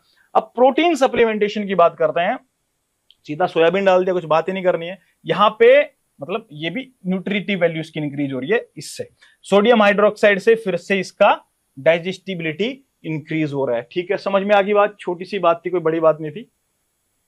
Regions and methods for feed processing, क्यों करते हैं आखिरकार फीड प्रोसेसिंग, इतनी देर से फीड प्रोसेसिंग क्यों करते हैं, फीड प्रोसेसिंग में क्या है ऐसा, क्या फायदा हो जाएगा, सबको पता है, डाइजेस्टिबिलिटी बढ़ जाएगी साहब उसकी, न्यूट्रिटिव वैल्यू भी बढ़ जाएगी फीड प्रोसेसिंग से। ठीक है, कैसे, पार्टिकल साइज कम कर देंगे, डाइजेस्टिबिलिटी बढ़ रही है तो ऑब्वियसली इसकी प्रोसेसिंग का ही है ये एक तरीका, तो इससे डाइजेस्टिबिलिटी बढ़ रही है। मॉइस्चर कंटेंट और डेंसिटी ऑफ फीड, इसमें क्या कर सकते हैं हम, जो मॉइस्चर कंटेंट है और जो डेंसिटी ऑफ फीड है प्रोसेसिंग से, वो कम और ज्यादा कर सकते हैं डिपेंडिंग ऑन कि हमें क्या चाहिए, उसको प्रिजर्व करना है लंबे समय के लिए प्रोसेस करके, या एनिमल की पैलेटेबिलिटी को बढ़ाना है। ठीक है साहब। To increase the nutrient availability, ठीक है, एंजाइम सप्लीमेंट करके न्यूट्रिएंट अवेलेबिलिटी बढ़ा देते हैं अपन, एंड चेंज द एक्सेप्टेबिलिटी और पैलेटेबिलिटी। पैलेटेबिलिटी का मतलब वही होता है कि पैलेटेबल मतलब पैलेटेबिलिटी, मतलब खाने का मन कर रहा है कि नहीं उसका, या फिर आपने न्यूट्रिशन बना के छोड़ दिया और मन ही नहीं कर रहा है खाने का, ये कुछ ऐसा ही होता है। घर में भिंडी बनी है तो बहुत न्यूट्रिशन है बेटा, बहुत अच्छी है, बट मन ही नहीं कर रहा खाने का, तो थोड़ा तड़का वड़का लगाओ उसमें, पैलेटेबिलिटी बढ़ाओ, न्यूट्रिशन भी ले लेंगे, तो कुछ ऐसा ही इसमें भी है। तो इसमें प्रोसेसिंग में हम डिटॉक्सिफाई भी करते हैं और हार्मफुल इंग्रेडिएंट को हम क्या करते हैं, मार देते हैं। जैसे कि हम आगे पढ़ेंगे एंटी न्यूट्रिशनल फैक्टर्स को खत्म करने के कुछ तरीके होते हैं, हीट ट्रीटमेंट हम दे देते हैं जैसे उसमें, या फिर कुछ ऐसा है फीड के अंदर नेचुरली एएनएफ ज्यादा है तो उसके साथ हम दूसरा फीड मिक्स कर देते हैं ताकि वो थोड़ा सा डाइल्यूट हो जाए। तो ये सारे के सारे मेथड प्रोसेसिंग में ही आते हैं, ये इनके फायदे बता रहे हैं क्यों करते हैं processing, to make animal production more economical. ठीक है साहब, कोई छोटी छोटी बातें, कोई बड़ी बात नहीं। अब देखो ध्यान से, प्रोसेसिंग मेथड्स, सीधी अब बताता हूं प्रोसेसिंग मेथड कौन सी, ये तो बात बताई, मेथड तो बोल रहे थे साहब कि बाद में पूछेंगे प्रोसेसिंग मेथड्स क्या होते हैं, हमें मतलब नहीं है, पहले ये बताओ करते क्यों हैं, बता दिया पिछली स्लाइड में क्यों करते हैं, क्या फायदा हो रहा है। अब मेथड कौन से हैं वो देख लेते हैं। फिजिकल प्रोसेसिंग होती है, मतलब फिजिकल का मतलब ना तो उसमें कुछ बायोलॉजिकल चीज डालोगे, माइक्रो ऑर्गेनिज्म, ना ना ना ना गलती से मत डालना, और ना ही उसके साथ कुछ केमिकल डालोगे आप उसके अंदर, सोडियम हाइड्रोक्साइड और ये सब नहीं डालोगे। क्यों? क्योंकि सिर्फ फिजिकली करना है उसके साथ, तोड़ दो मरोड़ दो जो करना है करो, फिजिकली करना है, बट केमिकली और बायोलॉजिकली उसके साथ कुछ नहीं करना है। क्यों? उनको अलग पढ़ रहे हैं ना, अलग जगह पे बताएंगे उनको। यहाँ पे फिजिकल में क्या क्या आएगा, ड्राई प्रोसेसिंग मेथड, यानी कि ड्राई कैसे करें फीड को, वो प्रोसेस देख रहे हैं यहाँ पे। डिहाइड्रेशन, ठीक है, कैसे कैसे सन ड्राई कर दिया, एयर डक से कर दिया, हॉट एयर थी उससे कर दिया, हो गया डिहाइड्रेशन। बेलिंग, स्टोरेज के लिए कॉम्पैक्ट कर दिया उसको, उसके बाद ट्रांसपोर्ट स्टोरेज आसान होता है। चॉपिंग से सरफेस एरिया बढ़ा दिया, ग्राइंडिंग से और माइन्यूट फाइन पार्टिकल्स में उसको बांट दिया ताकि इंजाइम्स ज्यादा अच्छे से काम कर सकें। पैलेटिंग, ये ऐसे ऐसे पड़ा होता है फीड, इसका एक पैलेट बना देंगे तो यूं आ जाएगा। फायदा क्या है, लगा लीजिए मेंजर है, मेंजर किसी को नहीं पता है तो कोई बेचारा देसी देख रहा हो तो समझ लो खोर जो है, तो खोर है उसमें एनिमल को ऐसे यूं राह दे दोगे तो वो आधा तो गिराएगा आधा खाएगा, तो पैलेट होगा, या तो गिरेगा ही या खाएगा ही, तो उसको प्रॉपरली पैलेट में वेस्टेज ऑफ फीड क्या होता है, काफी कम होता है। और पैलेटिंग में काफी सारी जो चीजें हैं वो एक साथ चिपक के रहती हैं, तो सारा जो न्यूट्रिशन है वो प्रॉपरली चला जाता है यूनिफॉर्मली। क्यूब बना सकते हैं, ब्लॉक बना सकते हैं जी, कुछ खास नहीं है मतलब यार। केमिकल और ट्रीटमेंट में क्या है, यूरिया ट्रीटमेंट करके प्रोटीन बढ़ा दिया, सोडियम हाइड्रोक्साइड से लिग्निन के बॉन्ड को ब्रेक कर दिया, एनहाइड्रस अमोनिया से क्या किया, अमोनिएशन किया। अमोनिएशन में क्या क्या पढ़ रहे थे हम, अमोनिएशन से क्या फायदा हो रहा था, हमारा प्रोटीन का जो लेवल था वो इंक्रीज हो रहा था। बायोलॉजिकल प्रोसेसेस में हमने एक सेलुलेज एंजाइम दे दिया, सेलुलेज क्या करेगा, सेलुलोज की बॉन्ड्स को ब्रेक करवाएगा। ये भी एक प्रोसेसिंग का मेथड होता है उसकी डाइजेस्टिबिलिटी को बढ़ाने के लिए, कुछ खास बात नहीं है, छोटी छोटी सी चीजें हैं बिल्कुल। अब ये देख लो कि anti nutritional and toxic factors क्या क्या होते हैं जो प्रेजेंट होते हैं लाइवस्टॉक फीड्स में। अब ऐसे तो इतने होते हैं, जितने पढ़े थे वो सारे नाम अगर मैं बताऊंगा यहाँ पे तो प्रॉब्लम हो जाएगी आप लोगों को, बट एक मैं क्लासिफिकेशन बता देता हूँ, जो वर्ड फाइल होगी उसमें से कुछ कुछ इसमें से आप खुद से ऐड कर लीजिएगा, बट क्लासिफिकेशन बताएंगे तो थोड़ा एक पेज तो ऐसे भर जाएगा आपका। इसमें एग्जाम्पल भी बता सकते हैं आप, फिर आप सोर्सेज की बेसिस पे कि एग के अंदर आयोडीन मिलता है जो कि बायोटिन के एब्जॉर्प्शन को रोकता है, वो चीजें आप थोड़ा सा एक पेज में अलग से लिख सकते हैं, उससे आपका आंसर बन जाएगा पूरा, ठीक है। बट यहाँ पे समझने के लिए और एक पेज भरने के लिए मैं आपका कंटेंट आपको बता देता हूं, नहीं तो मुझे याद करना पड़ जाएगा बच्चों की तरह। यहाँ पे एंटी न्यूट्रिशनल सब्सटेंसेस का क्लासिफिकेशन हम मैकेनिज्म ऑफ एक्शन के बेसिस पे देख रहे हैं, यानी कि पहले अभी पढ़ेंगे तो समझ में आएगा। Substances that depress the digestion of protein, protein का डाइजेशन या मेटाबॉलिज्म जो रोके, वो क्या हो, प्रोटीन का कौन ब्रेक करता है, प्रोटीन को प्लांट्स के अंदर बताया था प्रोटीएज एंजाइम करता है। फाइटिक एसिड को कौन कर रहा था, फाइटेज कर रहा था। तो प्रोटीन को प्रोटीएज जो है एंजाइम वो क्या करता है, ब्रेक करता है। तो प्रोटीज इनहिबिटर मिलता है किसमें, एंटी न्यूट्रिशनल फैक्टर में आता है। वो जो क्या करेगा, प्रोटीएज को इनहिबिट कर देगा, यानी प्रोटीन का ब्रेकडाउन नहीं हो पाएगा। एनिमल खा रहा है तो भी ब्रेकडाउन नहीं हो रहा है, ठीक है जी। किसमें मिलता है वो, सोयाबीन में मिलता है। कार्बोहाइड्रेट का मेटाबॉलिज्म रुकवाने वाले एंटी न्यूट्रिशनल फैक्टर का नाम है अमाइलेज इनहिबिटर। अमाइलेज क्या करता है, कार्बोहाइड्रेट को ब्रेक करता है, और अमाइलेज को ही इनहिबिट कर दिया तो कार्बोहाइड्रेट का डाइजेशन नहीं हो पाएगा। वैसे ठीक वैसे कुछ एंटी न्यूट्रिशनल फैक्टर ऐसे होते हैं जो इंटरफेयर करते हैं with utilization of mineral element. जो मिनरल एलिमेंट्स होते हैं उनके यूटिलाइजेशन में इंटरफेयर करेंगे। वो जो काम अब्जॉर्प्शन हो रहा था उनका प्रॉपरली काम कर रहे थे, कैसे कर रहे हैं, क्या कर रहे हैं ये। फॉर एग्जांपल गोसीपोल है। गोसीपोल एक एंटी न्यूट्रिशनल फैक्टर है जो कि कॉटन सीड में मिलता है, जो कि कॉटन सीड केक देते हैं ना एनिमल्स को, कॉटन सीड में क्या मिलता है, गोसीपोल मिलता है। और वो गोसीपोल जो है वो आयरन के साथ जाकर के बाइंड हो जाता है। अब आयरन के साथ जाके बाइंड होगा तो आयरन कहां का, बहुत जगह जरूरत होती है आयरन की। बट मैं सांस ले रहा हूं तो मेरे को फील हो रहा है मेरी आरबीसी में आयरन अच्छा है, ऑक्सीजन अच्छे से कैरी कर रहा है, सांस लेके मैं पढ़ा पा रहा हूं, ठीक है। मतलब अनीमिया होने के चांसेस होते हैं। अनीमिया का अगर मैं शॉर्ट में मतलब बिल्कुल एक वर्ड में बोलूं तो ऑक्सीजन की कमी, ऑक्सीजन की कमी हो जाती है। क्यों, क्योंकि आरबीसी में आयरन नहीं है और आयरन कैरी करके लेके आता है ऑक्सीजन को। तो गोसीपोल क्या है, एंटी न्यूट्रिशनल फैक्टर, किसके लिए, आयरन के लिए, क्योंकि आयरन को अब्जॉर्ब नहीं होने देता है वो। सोर्स क्या है इसका, सोर्स क्या है, कॉटन सीड इसका कोर्स है, कॉटन सीड में मिलता है गोसीपोल। 4 पॉइंट देखिएगा, सब्सटेंसेस दैट इनएक्टिवेट और they will increase the requirement of vitamin, ठीक है। एंटी विटामिन के एंटी न्यूट्रिशनल फैक्टर होता है क्या, डाइकाउमेरोल। डाइकाउमेरोल जो है किस में मिलता है, सोर्स क्या है उसका, स्वीट क्लोवर में मिलता है डाइकाउमेरोल, जो कि क्या करता है, एंटी विटामिन के है। एंटी न्यूट्रिशनल फैक्टर हुआ कि नहीं, ये एंटी न्यूट्रिशनल फैक्टर मैं बोल रहा हूं तब से समझ में आ रहा होगा ना। न्यूट्रिशन का हमने न्यूट्रिएंट पढ़े थे, मैक्रो और जो माइनर वाले पढ़े थे। मैक्रो में हमने क्या पढ़ा था, कार्बोहाइड्रेट, फैट, प्रोटीन, वाटर। उसमें फिर मिनरल हुआ, विटामिन हुआ। मिनरल में फिर मेजर और माइनर पढ़ा था, और विटामिन। तो ये जो मिनरल्स का इंटरेक्शन रुक रहा है, या कार्बोहाइड्रेट प्रोटीन इसकी बात हो रही है, उनको इंटरफेयर कर रहा है, या फिर विटामिन को कर रहा है, तो ये सारी चीजें वो न्यूट्रिशन वाली चल रही है। होपफुली वहां से आपका क्लासिफिकेशन दिमाग में होगा वो, अगर नहीं है तो बहुत बहुत बहुत बुरी बात है, मतलब बहुत बुरी बात है। 5th पॉइंट देखो अब ध्यान से, मेरे को पता है, हाँ चलो याद है आपको, आ जाओ। Substances that stimulate immune system, substances that stimulate immune system. ये थोड़ा सा ट्रिकी है, मजेदार चीज है। मतलब ये बोलना चाहते हैं जो भी फीड एनिमल खाता है जो भी फीड नहीं, कुछ फीड्स के अंदर एंटीजेंस होते हैं। अब एंटीजन अगर बॉडी में जाएगा तो क्या होगा, एंटीबॉडीज बनेगी। अब बोलोगे अच्छी बात है ना सर, क्या दिक्कत है इसमें, कहां प्रॉब्लम आ रही है, क्यों आप इसको एंटी न्यूट्रिशनल फैक्टर बोल रहे हो, क्यों आप ऐसा बोल रहे हो कि एनिमल का नुकसान करेगा ये जाके। अगर चलो इसका मैं एग्जांपल दूसरे तरीके से देता हूं, फिर इस पे आऊंगा। अगर मैंने वैक्सीनेशन लगवा ली है किसी पर्टिकुलर बैक्टीरिया के लिए, ए बैक्टीरिया का नाम है ए, मैंने इसके अगेंस्ट वैक्सीनेशन करवाई है, तो मेरी बॉडी इसके अगेंस्ट पूरी एंटीबॉडी बनाने में लगी हुई है। अब कोई सी बैक्टीरिया मेरी बॉडी में आ जाएगा तो वो सी बैक्टीरिया बहुत ज्यादा नुकसान करेगा मेरी बॉडी में जाकर के। क्यों, क्योंकि इम्यून सिस्टम तो इसके अगेंस्ट लगा हुआ है। तो अगर फीड के अंदर एंटीजन हुए और इम्यून सिस्टम सारा उसके अगेंस्ट एंटीबॉडी बनाते जा रहा है, बनाते जा रहा है, बनाते जा रहा है, अगर सच में कोई इन्फेक्शन, कोई दूसरी डिसीज का आ जाता है, कोई बैक्टीरिया इन्फेक्ट कर देता है, तो उसके अगेंस्ट उसकी इम्यूनिटी उतनी काम नहीं करेगी, तो एनिमल एक डिसएडवांटेज पे रहेगा। इसका एग्जाम्पल अगर आप देना चाहो तो दे सकते हो। जो एंटीजेनिक ग्लोबुलिन्स होते हैं किसके, सोयाबीन के, वो क्या होते हैं, ग्लाइसिनिन एंड बीटा कौन ग्लाइसिनिन। क्या है ये ग्लाइसिनिन और बीटा कौन ग्लाइसिनिन, ये एंटीजेंस है जिनके अगेंस्ट अपनी बॉडी, एनिमल की बॉडी इम्यून सिस्टम से रिस्पॉन्स करने लगती है, इम्यून सिस्टम से रिस्पॉन्स करने लगती है। ठीक है जी। अब मिसेलेनियस में डाल दिया एक को, मिमोसिन को। मिमोसिन क्या करता है, ये इनहिबिट करता है थायरोक्सिन को।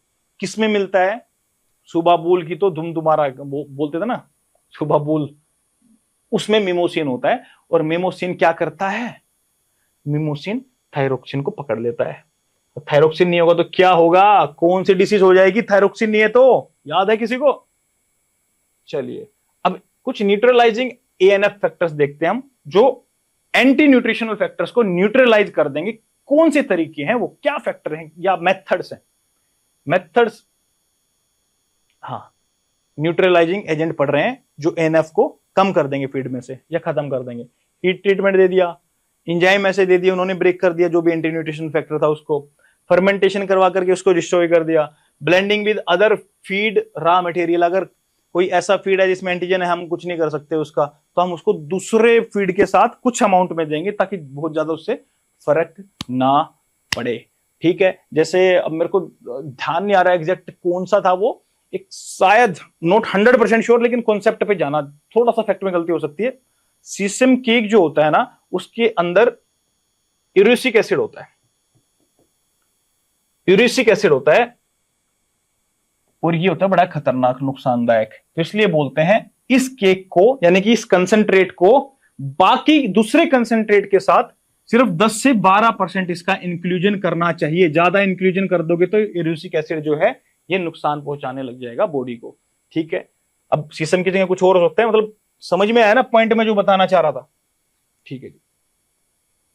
Blending with other feed raw material, यही बात थी इसमें। अब प्लांट को ही ब्रीड इस तरीके से कर दो कि उनके अंदर नेचुरली एंटी न्यूट्रिशनल फैक्टर आए ही ना, और बाहर से भी आ रहा है तो उसको वो फेंक सके बाहर, यूं जाओ भाई, डिफेंस सिस्टम तगड़ा कर दिया ब्रीडिंग करवा करके प्लांट्स की, तो इससे भी एंटी न्यूट्रिशनल फैक्टर क्या हो जाएंगे, कम हो जाएंगे। दूसरा प्रोसेसिंग कर देते हैं। प्रोसेसिंग कितने टाइप की थी, इतनी सारी बताई थी, तो समझ जाना क्या क्या प्रोसेसिंग से क्या क्या हम ठीक कर सकते हैं। अब आ जाओ फीड एनालिसिस और क्वालिटी कंट्रोल में। इसमें कुछ नहीं है, मैं पहले ही पढ़ा चुका हूं। फीड एनालिसिस कैसे करेंगे फीड का, उसके अंदर क्या क्या चीजें हैं, कैसे जज करते हैं, क्या क्या चीजें, प्रोक्सीमेट एनालिसिस से। क्या पता लगता है प्रोक्सीमेट एनालिसिस से, इसमें पता लग जाते हैं कि फीड के अंदर कौन से कंपोनेंट है किस किस कैटेगरी में। अब कैटेगरी क्या है, मॉइस्चर में water, crude protein, crude fat हुआ, क्रूड फाइबर हुआ, और ऐश कंटेंट हुआ। ऐश कंटेंट में क्या होता है, पढ़े थे वो, एसिड इनसोल्यूबल ऐश और एसिड सोल्यूबल ऐश क्या होते हैं, मिनरल्स होते हैं। एसिड इनसोल्यूबल ऐश में कौन सा मिनरल था, याद है भाई किसी को? चलिए ठीक है। वैन सोस्ट मेथड्स में, अब मेरे को पता आप हेडिंग भूल गए होगे, ये कभी मत भूला करो, हमेशा ये याद रखा करो। हम क्या देख रहे हैं, फीड एनालिसिस एंड क्वालिटी। कितना भी अच्छा पढ़ लेना, यही नहीं पता होगा किसके नीचे आ रहा था, तो किसी का आंसर किसी में लिख के आओगे, सारी मेहनत जीरो हो जाएगी बिल्कुल। ठीक है, नेगेटिव इंप्रेशन और पड़ेगा एग्जामिनर पे। तो यहाँ पे हम फीड एनालिसिस करने के लिए हमने उसका कंपोजिशन देखा, क्वालिटी कंट्रोल भी हम करेंगे, उसकी क्वालिटी को कैसे हम बचा सकते हैं वो तो हम वैसे देख ही चुके हैं। क्वालिटी कैसे बचा सकते हैं किसी भी फीड की, एएनएफ को कैसे ठीक कर सकते हैं, कौन से मेथड होते हैं जिससे हम न्यूट्रलाइज कर सकते हैं उसको, प्रॉपर फीड फार्मुलेशन कैसे कर सकते हैं, वो जनरल सी बातें हैं उसके अंदर। बट फिलहाल यहाँ पे हम फीड एनालिसिस कर रहे हैं। तो यहाँ पे वॉन सोस्ट मेथड से हम क्या करेंगे, फाइबर का भी एस्टिमेशन कर सकते हैं, क्योंकि एक्यूरेट फाइबर का पता लग जाता है, एक्यूरेट फाइबर का पता लग जाता है, हेमिसेलुलोज का पता लग जाता है, इसमें कितनी क्वांटिटी है, कैसे पता लगता है, आप सबको पता है, हमने वो सारी चीजें करी थी। क्या था उसमें, न्यूट्रल डिटर्जेंट फाइबर, फिर एसिड डिटर्जेंट फाइबर। जो भी फीड था उसको हमने न्यूट्रल डिटर्जेंट में डाल करके क्या किया था, ये फीड था, इसको हमने न्यूट्रल डिटर्जेंट में डाल करके बॉयल किया था, तो फाइबर वाला कंटेंट था एनडीएफ, और जो एक था न्यूट्रल डिटर्जेंट सोल्यूबल्स। उसमें एक फिर हमने क्या किया, जो फाइबर वाला पार्ट था उसमें एसिड डिटर्जेंट सॉल्यूशन मिला करके बॉयल कर दिया इसको, तो इससे क्या मिला, बॉयल करने से क्या मिला, एसिड डिटर्जेंट फाइबर, और दूसरा क्या मिला, एसिड डिटर्जेंट सोल्यूबल्स। तो यही चीजें बात बताना चाह रहा है यहाँ पे। जो प्रोसीजर है क्या है वो सब पढ़ चुके हैं, उसमें वही बातें बार बार रिपीट नहीं करेंगे। एनडीएफ, चलो फिर भी बता, मेरे को ऐसा ध्यान आ रहा है शायद यूपीएससी में नहीं पढ़ाया था मैंने, चलो फिर भी बता देता हूं। एनडीएफ जो होता है उसमें हेमिसेलुलोज, न्यूट्रल डिटर्जेंट फाइबर की बात कर रहा हूं, हेमिसेलुलोज, लिग्निन, सेलुलोज और सिलिका चारों मिलते हैं। जबकि जो आपका एसिड डिटर्जेंट फाइबर होता है, एडीएफ होता है, उसके अंदर हेमिसेलुलोज नहीं होता है, बाकी सिलिका, लिग्निन और सेलुलोज तीनों होते हैं। तो जब एनडीएफ में से एडीएफ को माइनस करेंगे तो we will get to know about hemicellulose quantity और कंसेंट्रेशन। ठीक है, बस वो थोड़ा सा उसमें लिखा हुआ था फार्मूला, यही था, उसके अलावा कुछ नहीं है। अब दो टॉपिक और बचे हैं, जल्दी से खत्म करते हैं। Methods of determining digestibility. Digestibility को कैसे डिटरमाइन करें उसके लिए अलग अलग मेथड है। सबसे पहला मेथड, सबसे आसान मेथड है मार्कर मेथड। मार्कर मेथड में दो तरह के मार्कर होते हैं, इंटरनल मार्कर होता है, एक एक्सटर्नल। इंटरनल के एनिमल की बॉडी में नहीं, जो प्लांट खा रहा है उस प्लांट के अंदर मार्कर होता है, उसको बोलते हैं इंटरनल मार्कर, क्योंकि वो प्लांट के अंदर है। जैसे कि लिग्निन हुआ, सिलिका हुआ। मार्कर का खास बात क्या होता है, हम आइडियल कैरेक्टरिस्टिक देखेंगे नेक्स्ट स्लाइड में मार्कर्स की। उसकी खास बात क्या होती है, वो इनर्ट होता है, वो कोई फार्माकोलॉजिकल इफेक्ट नहीं दिखाता बॉडी में जाके, किसी के साथ रिएक्ट नहीं करता, उसका मतलब इनर्ट होता है। ठीक है, तो एक सेकंड रुकिएगा, होपफुली रिकॉर्डिंग होनी ही है शायद। हाँ जी, तो इंटरनल मार्कर्स में लिग्निन, सिलिका हुए, वो इनर्ट रहेंगे, बॉडी के साथ रिएक्ट नहीं करेंगे, एज इट इज बाहर आ जाएंगे, ऐसा कोई प्रॉब्लम नहीं करेंगे बॉडी के साथ प्रॉपरली। मतलब बॉडी के अंदर उनकी डाइजेस्टिबिलिटी नहीं है, पता लगे स्टमक से एसिड निकल रहा था टूट के वो खत्म हो गए, वो बिल्कुल ऐसा कुछ नहीं होगा उनके साथ। तो उससे ये प्रॉपर पता लग जाएगा, आपने 100 मॉलिक्यूल मार्कर के दिए, अगर 20 बाहर आए हैं तो इसका मतलब डाइजेस्टिबिलिटी इससे हम इजिली निकाल सकते हैं, क्योंकि ये कोई टूटे नहीं है, बस फीड के साथ ही यूनिफॉर्मली डिस्ट्रीब्यूट होकर गए थे और फीड के साथ ही है। उससे डाइजेस्टिबिलिटी ऑफ फीड का बताना आसान हो जाएगा। इवन पोल्ट्री के अंदर भी ये यूज करते हैं यूरिन को सेपरेटली निकालने के लिए, क्योंकि कुछ मार्कर ऐसे होते हैं, स्पेसिफिक डाइज ऐसी होती हैं जो कि यूरिया भी स्पेशली यूज कर लेते हैं पोल्ट्री के अंदर यूरिन को सेपरेटली मेजर करने के लिए। उससे एक आइडिया हो जाता है कि ये मार्कर गए थे और ये मार्कर इतने फीसिस के साथ बाहर आए हैं यूरिन के लिए जो स्पेसिफिक होते हैं, तो इसका मतलब बाकी के मार्कर्स, जो यूरिन की क्वांटिटी है वो यूरिन की क्वांटिटी इतनी होगी मुर्गी के अंदर। ठीक है, उसमें जब हम डाइजेस्टिबिलिटी निकालेंगे पोल्ट्री में, उसमें हम ये मेथड भी देखेंगे जो मैंने आपको अभी बताया। केमिकल मेथड होता है, उसमें एक सर्जिकल होता है, दोनों देखेंगे अगली स्लाइड में, अगली स्लाइड में हो जाएगा क्लियर, कोई टेंशन नहीं, छोटी सी बात है। अब यहां पे आ जाओ, digestibility trial by using markers, external marker और इंटरनल। इंटरनल बताया मैंने, प्लांट के अंदर जो लिग्निन, सिलिका होता है ये इंटरनल मार्कर होते हैं। सिलिका का बताया था एसिड में भी सोल्यूबल नहीं हो पाता, बॉडी में जाके कहां सोल्यूबल होगा, तो परफेक्ट मार्कर है वो। और जो सिंथेटिक मार्कर्स की अगर मैं बात करूं, यानी कि एक्सटर्नल मार्कर जो बाहर से बनाते हैं हम, वो होता है क्रोमिक ऑक्साइड। ये दो एग्जांपल याद कर सकते हैं आप। अब देखो यहाँ पे in vivo method, semi in vivo और इन विट्रो मेथड, यहाँ पे बहुत तगड़ा कंफ्यूजन होता है कि सर ये इनको सेमी इन विवो क्यों बोल रहे हैं। अगर हमने in vitro artificial human create कर लिया, इसको सेमी इन विवो में आपने क्यों बोला, हमें तो ये बता दो बस। ठीक है, इसका कारण मैं बताता हूं, लेकिन अभी एक बार स्टार्टिंग से स्टार्ट करते हैं। ठीक है, फोकस, मेरे को पता है काफी देर से लेक्चर देख रहे हो, लेकिन मैं फोकस बनाए हुए हूं, बिना पानी पिए दे रहा हूं लेक्चर, तो होपफुली आप आराम से बैठ करके देख तो सकते ही हैं। ठीक है, फोकस करो, अलर्ट रहो पूरा, बिल्कुल लास्ट के 10 मिनट बचे। इन विवो का मतलब क्या, एनिमल की डायरेक्टली बॉडी के अंदर ही चेक करेंगे डाइजेस्टिबिलिटी। कैसे चेक करेंगे, एक डायरेक्ट इन विवो होता है, एक इनडायरेक्ट इन विवो होता है। ठीक है जी, अब डायरेक्ट इन विवो में क्या बोलना चाह रहा है, डायरेक्ट इन विवो में ये बोलना चाह रहा है, अगर रूमिनेंट के केस में अगर बात करें तो सीधा फीसिस का कलेक्शन कर लेते हैं, उसको चेक करते हैं, फीड में देख लो, फीसिस में देख लो, उससे पता लग जाएगा डाइजेस्टिबिलिटी कितनी थी। ठीक है, और दूसरा क्या होता है, फीसिस हम ले लेते हैं, मिल्क हम ले लेते हैं, यूरिन हम ले लेते हैं, उससे हमें पता लगता है कि फीसिस में कितना कंटेंट आया, मिल्क में कितना कंटेंट आया और आपका यूरिन के अंदर कितना कंटेंट आया। उससे पता लग जाता है कि एनिमल ने टोटल फीड का कितना पार्ट अपनी बॉडी के अंदर कंज्यूम करके ये वेरियस प्रोसेसेस के थ्रू निकल रहा है। जैसे मिल्क में जो आया तो बेसिकली एनिमल की बॉडी ने अब्जॉर्ब किया था, यूज किया, तभी मिल्क में आया ना। यूरिन वाला चलो वेस्ट था। ये सारी चीजों को एक साथ कैलकुलेट करके डाइजेस्टिबिलिटी का हम पता लगा लेते हैं। ठीक है जी, ये था आपका direct in vivo method. Indirect में क्या है, इसमें कुछ नहीं है, सीधा डिफरेंस मेथड से देख लेते हैं हम। Compare nutrient intake with faecal excretion using difference method. ये कुछ नहीं है, सिंपल सा है ये तो, बिल्कुल ही नाम से दिख ही रहा है आपको, समझ में आ गया होगा।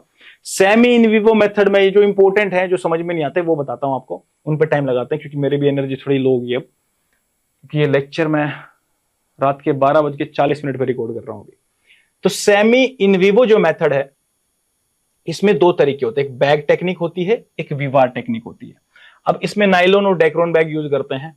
कुछ लोग इसको बाहर ह्यूमन लीकर लेके भी यूज कर लेते हैं। कुछ लोग क्या करते हैं, इसको जो लगा लीजिए ये एनिमल था, यहाँ पे एक फिस्चुला बना देंगे, उस फिस्चुला में इस बैग को डाल देंगे यूं करके, और कुछ घंटों के लिए, दिनों के लिए उसको छोड़ देंगे, जितना भी टाइम एक्सपेरिमेंट के लिए चाहिए उनको, नीडेड है, जो स्पेसिफिक चीज देखना चाह रहे हैं वो, तो उसको रखेंगे उस बैग को उसमें, और उसके बाद बाहर निकाल लेंगे, तो हम देखेंगे ओहो इतना डिग्रेड हो गया है क्या, चलो ठीक है, उससे पता लग जाएगा।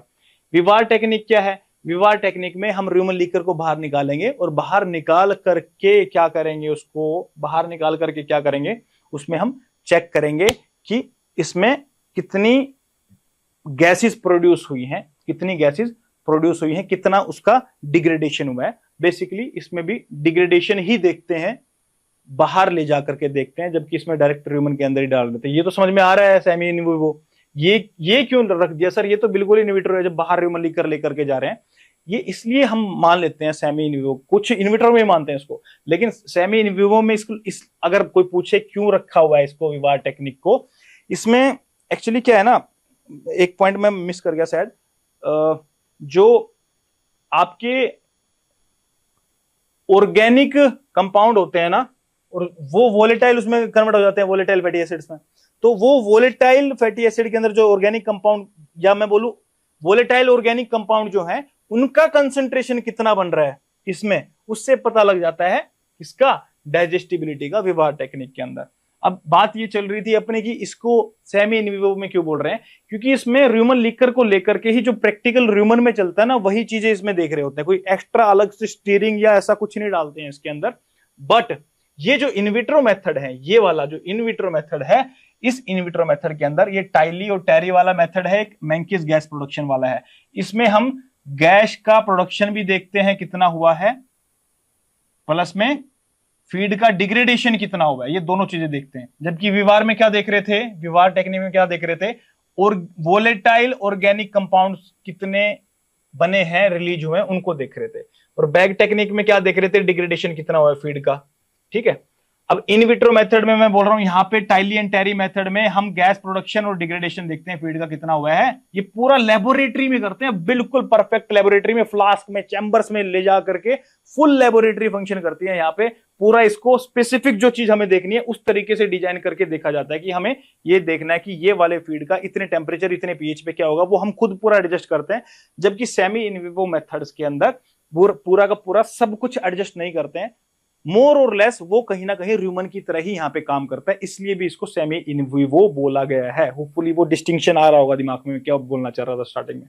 ठीक है, टाइली और टेरी में गैस प्रोडक्शन देखा, प्लस में डिग्रेडेशन कितना हुआ है फीड का, वो हमने देख लिया, उससे पता लग जाएगा डाइजेस्टिबल कितना था फीड।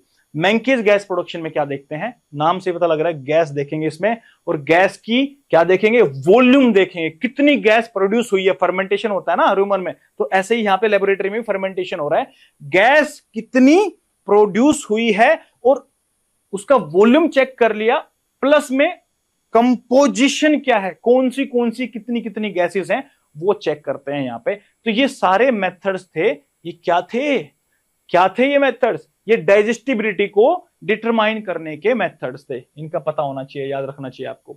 अब देखो सिंपल सा, अब कुछ नहीं है, लास्ट स्लाइड है बस, इसके बाद आइडियल मार्कर्स क्या होंगे, जो कंप्लीटली इनडाइजेस्टिबल हो, ऐसा नहीं पेट में खाया वहां पे नहीं, इनर्ट होने चाहिए, इनडाइजेस्टिबल होने चाहिए और अब्जॉर्ब नहीं होने चाहिए। ठीक है जी, इनर्ट विद नो फार्माकोलॉजिकल, कोई फार्माकोलॉजिकल इफेक्ट नहीं होना चाहिए, फीड के साथ बिल्कुल यूनिफॉर्मली डिस्ट्रीब्यूट होने चाहिए, ये नहीं कि एक जगह पे लग गया और वो थोड़ा पार्ट आया फीड का बाहर फेसिस में तो उसके साथ सारा बाहर, पूरा यूनिफॉर्मली डिस्ट्रीब्यूट होना चाहिए।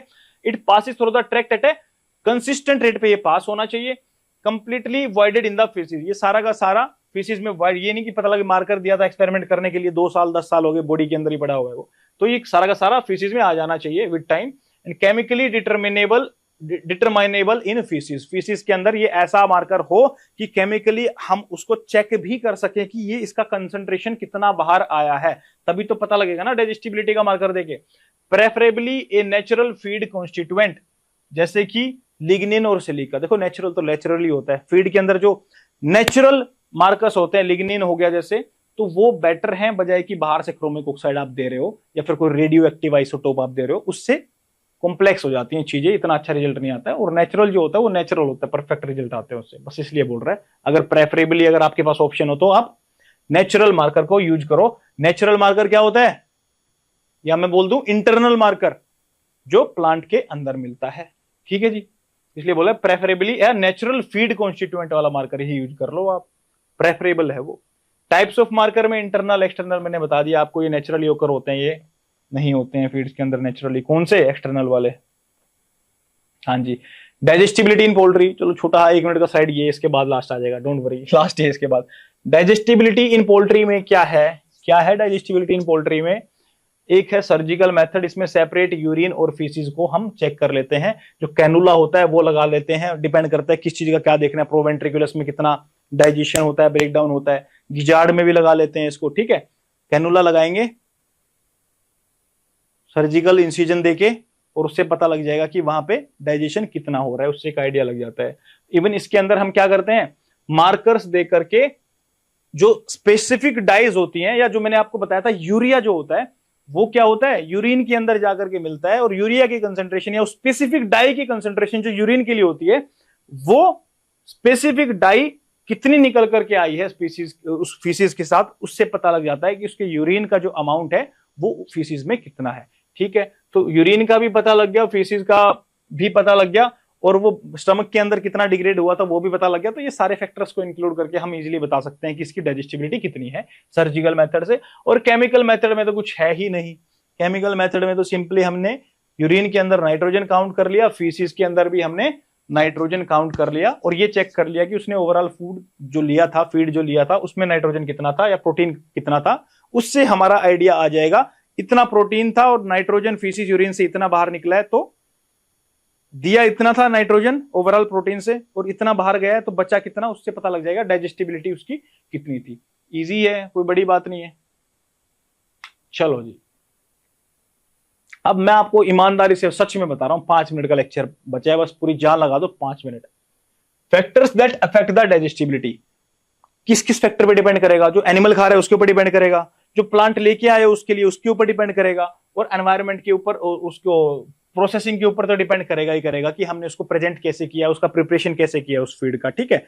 नेचुरल प्लांट था, नहीं टूट रहा था, लिग्निन ज्यादा था, इंजाइम सप्लीमेंट कर दिए, स्टीम फ्लेकिंग कर दी, तोड़ दिया, ग्राइंडिंग कर दी, उसके साथ उसके सोडियम हाइड्रोक्साइड दे दिया लिग्निन बॉन्ड तोड़ने के लिए। तो प्रिपरेशन कैसे कर रहे हैं उसके ऊपर निर्भर करेगा डाइजेस्टिबिलिटी, प्लस में एनिमल के ऊपर डिपेंड करेगा कि वो एज क्या है उसकी, उसकी ब्रीड क्या है, और ये उस वर्किंग कंडीशन में है कि एनिमल वर्क कर रहा है तो डाइजेशन अच्छा होता है एक्टिव एनिमल्स का। इंडिविजुअल में वेरिएशन होता है। ये प्लांट फैक्टर में केमिकल कंपोजिशन क्या है उस प्लांट का, फाइबर ज्यादा है तो ऑब्वियसली डाइजेस्टिबिलिटी कम होगी, प्रोटीन कंटेंट क्या है, एनर्जी कंटेंट क्या है उसका, ये सब चीजों पे डिपेंड करेगा digestibility. Feed preparation and presentation में वही सारे के सारे, क्या पार्टिकल साइज, क्या सोकिंग करी है कि नहीं, प्रोसेसिंग करी है कि नहीं करी है, बिल्कुल सिंपल सी बात। अब ये आखिरी की 2 स्लाइड थी, इसके बाद यूनिट 6 आ रही है। ईमानदारी से मैंने आपको दिखा दिया।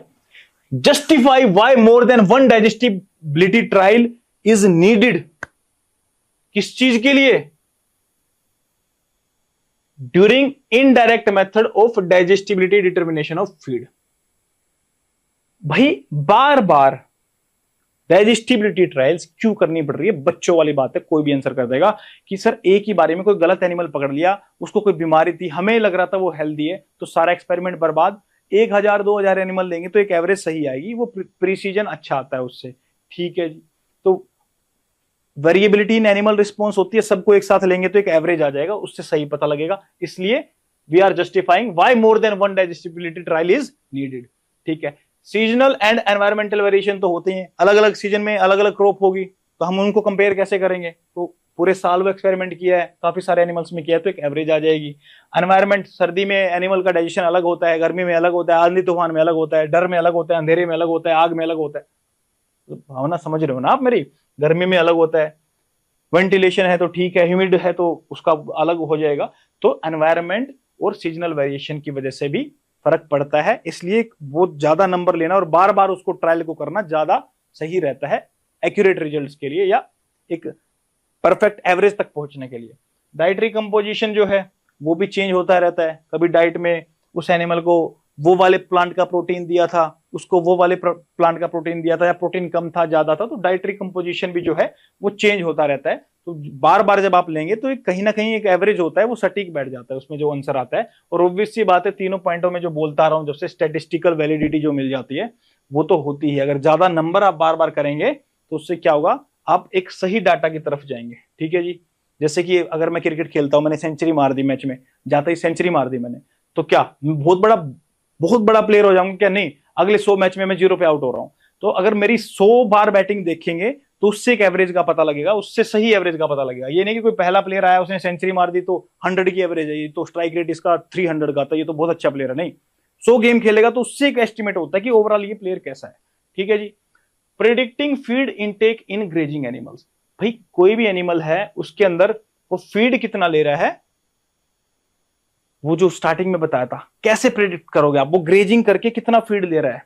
अब अगर सिर्फ उसकी मैं बात करूं तो वो हम कैमरे से चेक कर सकते हैं, कैमरे से चेक कर सकते हैं, और दूसरा फीडिंग बिहेवियर से चेक कर सकते हैं। जहां मोशन सेंसर लगे होते हैं एनिमल पे, ठीक है, ये कॉलर जीपीएस लगा होता है, उससे मूवमेंट भी ट्रैक होती है, और जो जा मोशन सेंसर है वो कितनी बार जा को ओपन करता है तो वो क्लिक कर जाता है सेंसर। ठीक है, तो उससे क्या फायदा होता है, जब एनिमल ग्रेजिंग करता है तो उसका जो भी बाइट साइज है हमें पता होता है, एक बारी मुंह खोलता है तो वो 1 किलो अंदर लेकर के जाता है अपने मुंह के।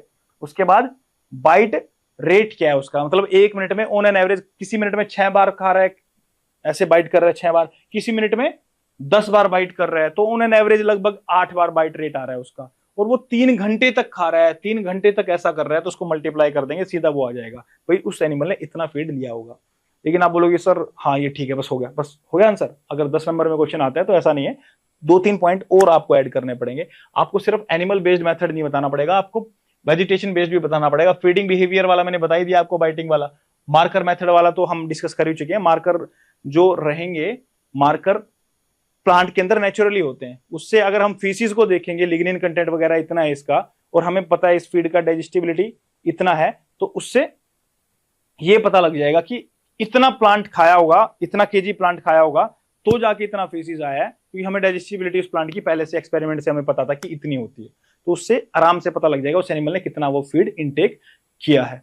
ठीक है, फीडिंग बिहेवियर मेथड में मैंने आपको बता ही दिया, जा मोशन सेंसर लगे होते हैं, उसमें क्या देखते हैं, बाइट साइज क्या है उसका, एक बारी में 1 केजी खा जाता है, 1 मिनट में एवरेज लगा लीजिए 8 बार खा रहा है वो, तो 8 केजी 1 मिनट में खा लिया, 2 घंटे तक उसने खाया है, तो इनटू में क्या कर देंगे, अगर 1 मिनट का जो भी आया है इनटू में 120 कर देंगे, क्योंकि 2 घंटे में 120 मिनट्स होती है। सिंपल सा आंसर है इसका। और आपका वेजिटेशन बेस्ड मेथड्स में क्या है, वेजिटेशन बेस्ड मेथड में एक आपकी पास्चर स्टिक आती है, जो जिससे क्या पता लगता है, पास्चर की जो एनिमल ग्रेज कर रहा है जहां पे, उसकी डेंसिटी कितनी है, ये पास्चर स्टिक होती है, उससे डेंसिटी पता लगती है और हाइट पता लगती है प्लांट्स की। क्योंकि अगर देखिए अगर डेंसिटी कम है वो बाइट साइज में क्या ही लेगा, अब ऐसा तो है नहीं कि मुंह ओपन करके जाओ, ओपन करके वो पूरा गांव खा जाएगा एक साथ, तो एक एरिया ही होता है, स्पेस ही होता है, वहां पे डेंसिटी ज्यादा है तो ज्यादा जाएगा, डेंसिटी कम है तो कम जाएगा, तो उसका पता भी होना हमें जरूरी है कि उसकी डेंसिटी कितनी है, उसकी हाइट कितनी है। ठीक है, अगर हाइट ज्यादा हुई तो वो अंदर तक नीचे तक लेके जाएगा मुंह के, तो थोड़ा ज्यादा जाएगा उसमें, तो ये चीजों का भी पता होना चाहिए वेजिटेशन बेस्ड मेथड। ठीक है, वेजिटेशन कितना है, डेंसिटी कितनी है, ये हम सैटेलाइट इमेजरी से भी देख सकते हैं, और भी मेथड्स होते हैं जिनसे हम ये चीज निकाल सकते हैं। एक सैंपल हम ले लेते हैं, पास्चर स्टिक भी यूज करते हैं, एक सैंपल साइज हम ले लेते हैं, लगभग ये प्लांट का सैंपल इस एरिया में इतना है, तो लगभग इतनी डेंसिटी, इतना प्लांट है, इतना केजी है।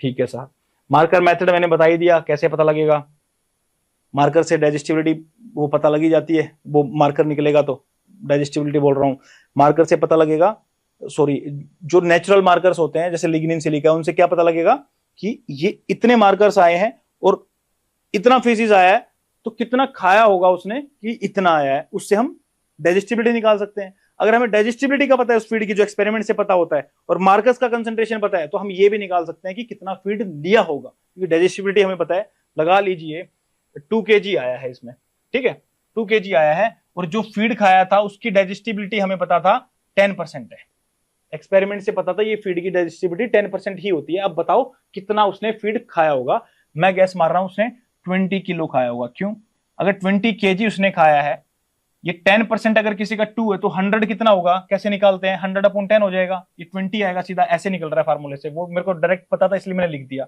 लेकिन ऐसे हम इसको निकाल सकते हैं। इसका मतलब क्या हुआ, और उल्टी तरीके से भी समझ लो, 10% इसकी अगर डाइजेस्टिबिलिटी है तो 20 केजी में से 10 केजी ही क्या होगा, ये मैंने उल्टा बोल दिया सॉरी, अगर डाइजेस्टिबिलिटी 10 केजी है तो 2 केजी उसकी बॉडी में रहेगा, 18 केजी बाहर आएगा। ठीक है, कंफ्यूज तो नहीं हो गए, हो गई कंफ्यूज, कोई बात नहीं, मैं फिर से बता देता हूं, फिर से बताता हूं। ये एनिमल है, ठीक है, अब ये एनिमल हमें पता है कि ये पर्टिकुलर फीड खा रहा है, ए फीड है ये, ठीक है। अब इस फीड को ये खा करके 2 केजी फीसिस बाहर निकाल रहा है, और इस फीड की डाइजेस्टिबिलिटी आप लगा लो इस बार 90% थी, यानी कि जो भी फीड था ये 90% डाइजेस्ट होता था। तो 90% डाइजेस्ट हो रहा था ये फीड। तो कितना फीड इसने, कितने किलो फीड खाया होगा, कितना किलो फीड खाया होगा, एक आइडिया। अभी देखो एकदम से एग्जांपल चेंज होंगे, सारे दिमाग में मेरा इतना काम नहीं कर रहा है, बट मेरे को लगता है कि मैं ठीक ही बताऊंगा फिर भी। इसमें 90% डाइजेस्टिबिलिटी है, लगा लो 20 किलोग्राम फीड था, तो 9 दूनी 18, यानी 18 किलो क्या हुआ, 18 केजी क्या हुआ, ये डाइजेस्टिबल था, यानी बॉडी के अंदर रहेगा।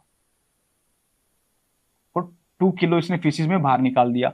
हमें 18 केजी बॉडी के अंदर होगा ये तो पता नहीं था, हमने सिर्फ डाइजेस्टिबिलिटी से क्या निकाल लिया, इसकी बॉडी के अंदर क्या रहेगा, 2 केजी उसमें ऐड कर दिया, तो टोटल फीड कितना खाया था, फीसिस वाला और अंदर वाला 20 केजी इसने फीड लिया था। अभी भी नहीं समझ में आया तो गोली मारो, सीधा इतना इंग्लिश में लिखा ना कि भाई अगर मार्कर मेथड में हम क्या चेक करते हैं, हम ये चेक करते हैं कि फीसिस के अंदर मार्कर कितने आए हैं, और डाइजेस्टिबिलिटी हमें फीड की पता थी, उन दोनों से हम ये निकाल सकते हैं कि उसने फीड कितना लिया होगा। बस खत्म बात, कुछ समझने की जरूरत नहीं है। अब सुनो ध्यान से, वेजिटेशन मेथड हो गया। फीडिंग बिहेवियर में मैंने वो बताया था, ग्रेजिंग साइज, बाइटिंग साइज कितना है, बाइटिंग रेट क्या है, 1 मिनट में कितनी बार बाइट करता है और कितने टाइम के लिए उसने ग्रेजिंग पे टाइम स्पेंड किया है, उसको मल्टीप्लाई कर देंगे, ठीक है। मार्कर मेथड समझ में आ गए। एनिमल बेस्ड मेथड में एक मेथड और समझ लो, एनिमल बेस्ड मेथड में ये मेथड होता है कि एनिमल कितना वेट गेन कर रहा है और उसका बॉडी कंपोजिशन क्या है।